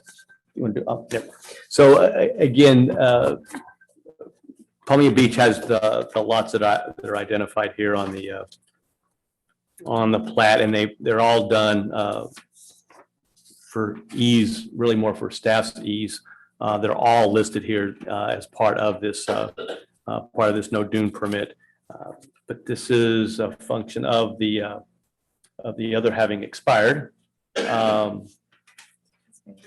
It's the phase that And you the- just put in. On here. The replat, I'm sorry, the replat that we just talked about. And so they're all listed here. It's already been previously flattened per the previous dune permit. But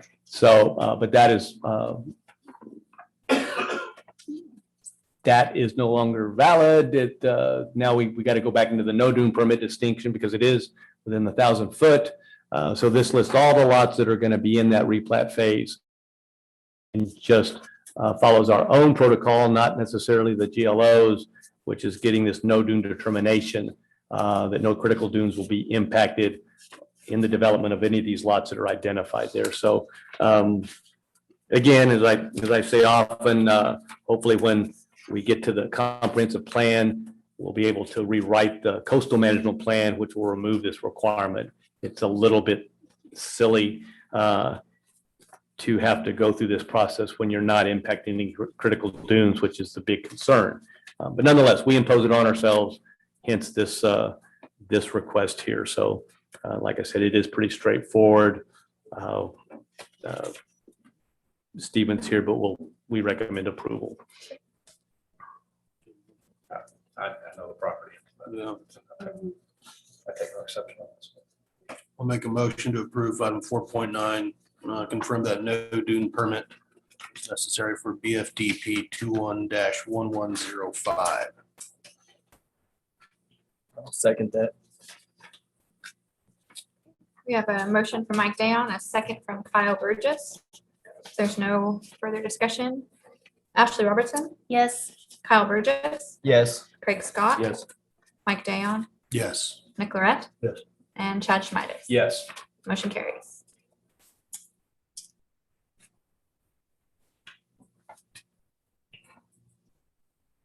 Item 4.10, discuss and take action to confirm that dune permit BFDP 21-1098 is consistent with the city's coastal management plan. Proposed permit is amending a previously approved dune permit BFDP 20-1698. The proposed permit will allow the construction of a single-family residence with typical residential amenities and will impact critical dunes and includes mitigations for impact. I saw this one the other day. I was like, "We already approved this one." Yes, we did this one last year for Mr. Honey Bloom, who lives on the corner of Ocean View and Avenue G. Right there behind you. Right, it's shown on the screen behind you. It doesn't look like that because he has mitigated for the work that he submitted with his first dune permit. He wanted to go beyond the scope of that. So this full dune permit to amend the original dune permit is the pathway. Right, rather than, there's really no reason to require he get a whole new one, just expand the slight addition he wanted to do. Theoretically, it is a whole new one. Well, it is because by process. by process. But again, I think there's the cubic yards are we impacting? It's pretty minimal. The majority of the lot, as you can see in that development, was already dune permitted. He wanted to just go beyond that, as Nicole said. So 61. Yeah, let me see here. 61 cubic yards is the impact site. Some temporary impacts, of course, which are just that will be mitigated So for. the additional is only 61 yards? I thought the additional was quite a bit It was higher. almost about 7 yards more than the first It's one. good. I don't know where you read it.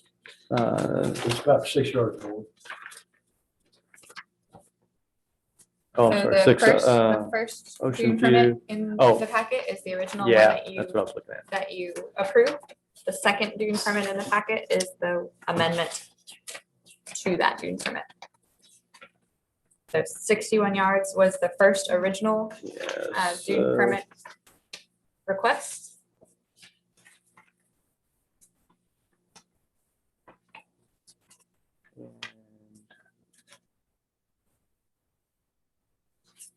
What is it? 472. I can't find it. On page It's on page 182. 472, is that right? 472 cubic yards, Nicole's telling me. I'm getting hungry too, Chad, sorry. Like I told Chad, there's candy in the drawer.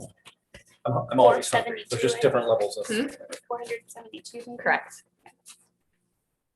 So the mitigation site on this one versus previous, they're both in the front of the property, correct? In the rear of the property. So the dune protection line is actually Oh, away okay. from Ocean View. I'm looking at it backwards. Right. So if you compare page 157 to 180, I feel like that's a good comparison.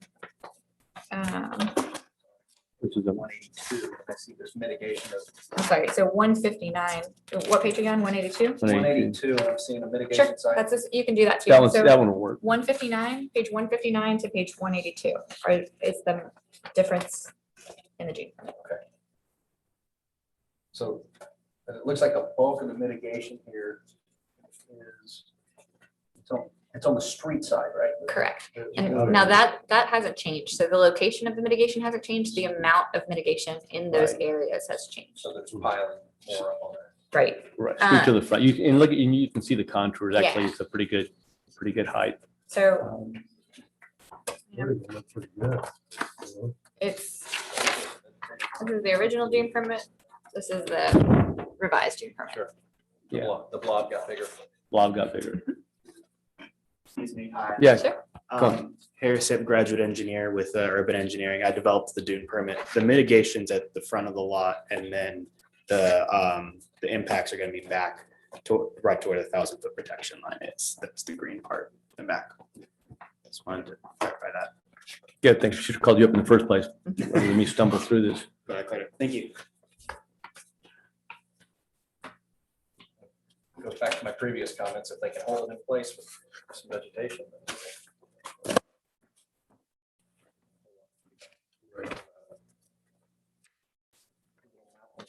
Drive through there.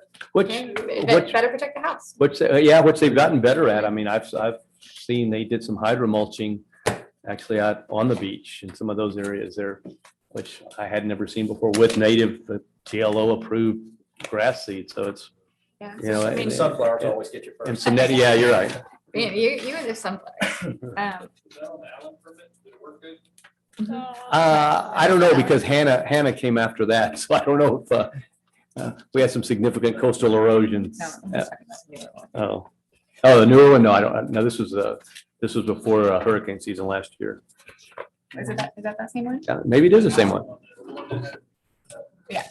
Yeah, so I guess that was. I haven't, well, it's not bare, so something worked.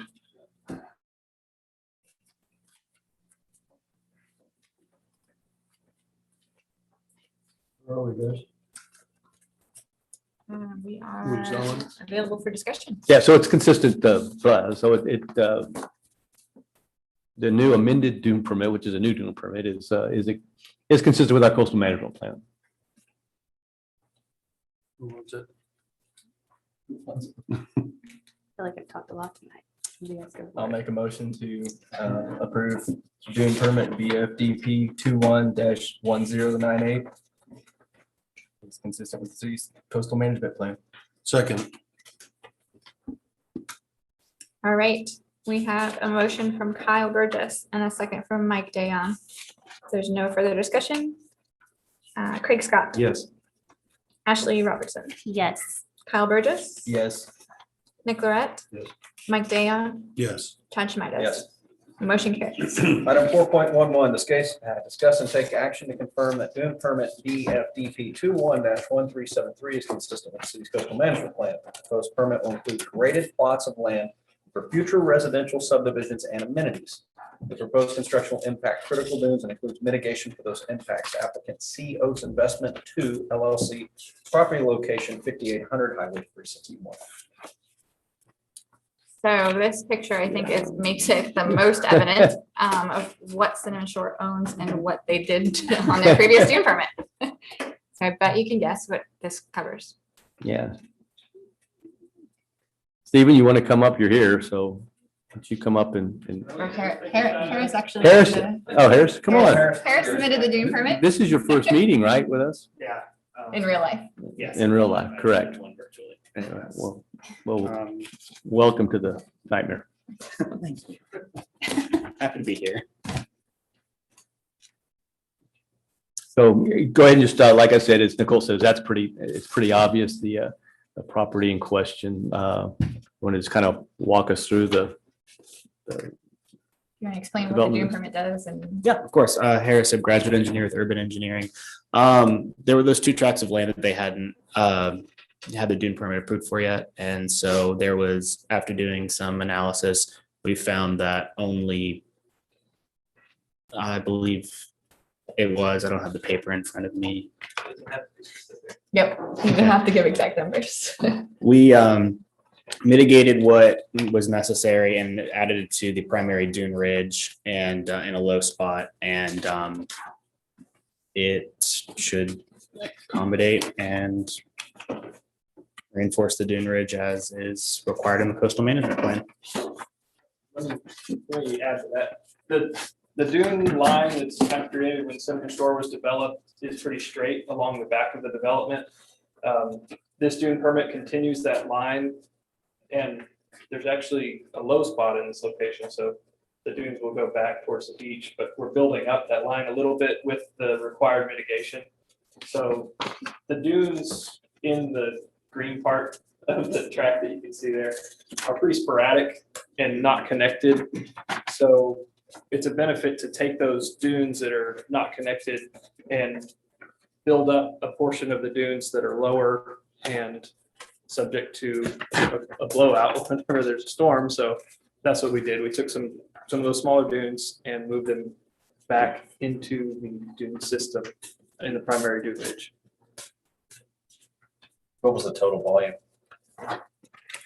I can get that number because Off the top of my head.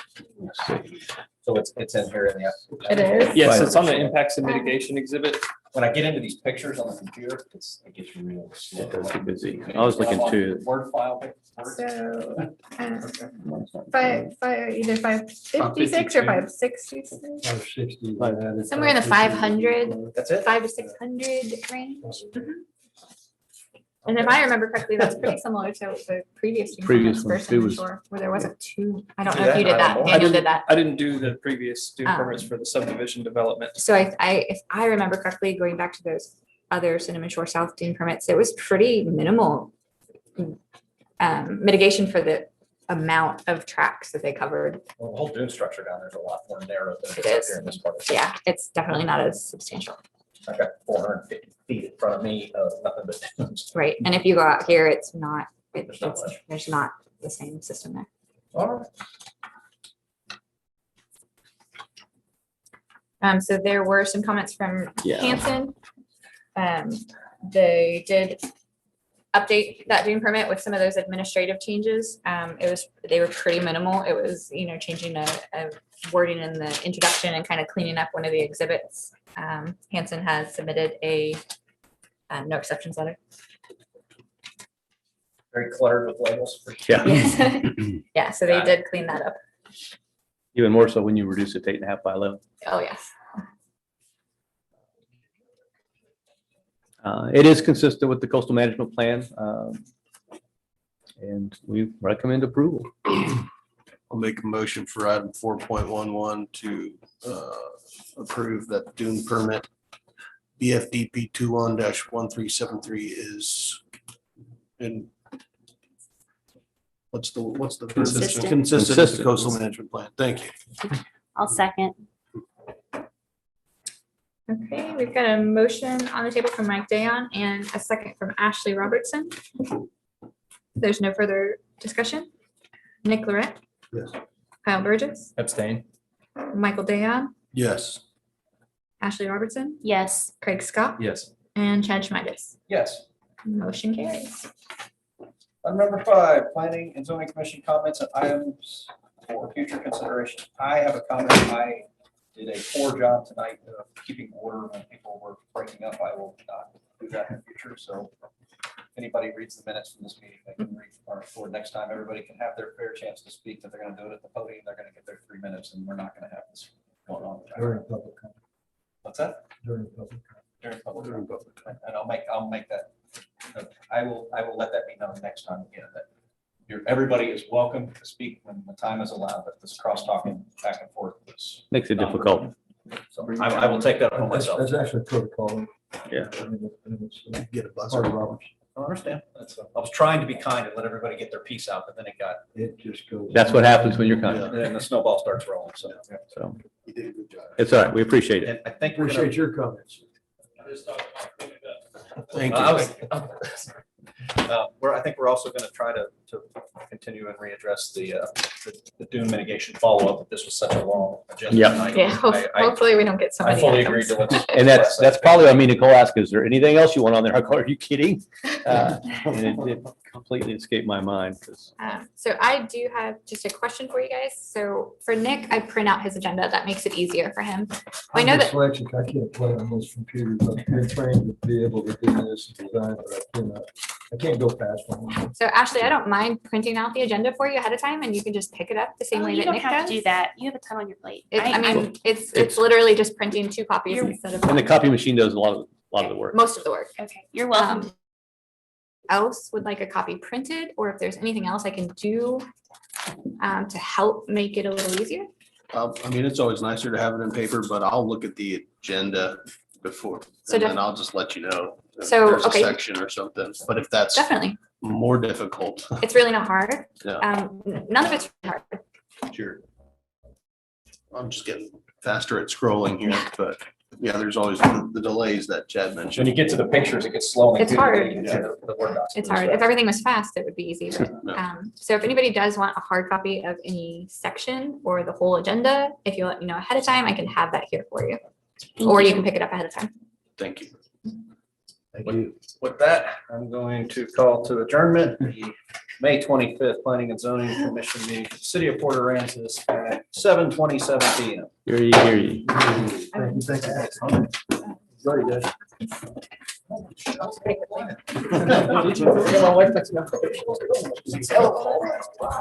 You might as well, you know.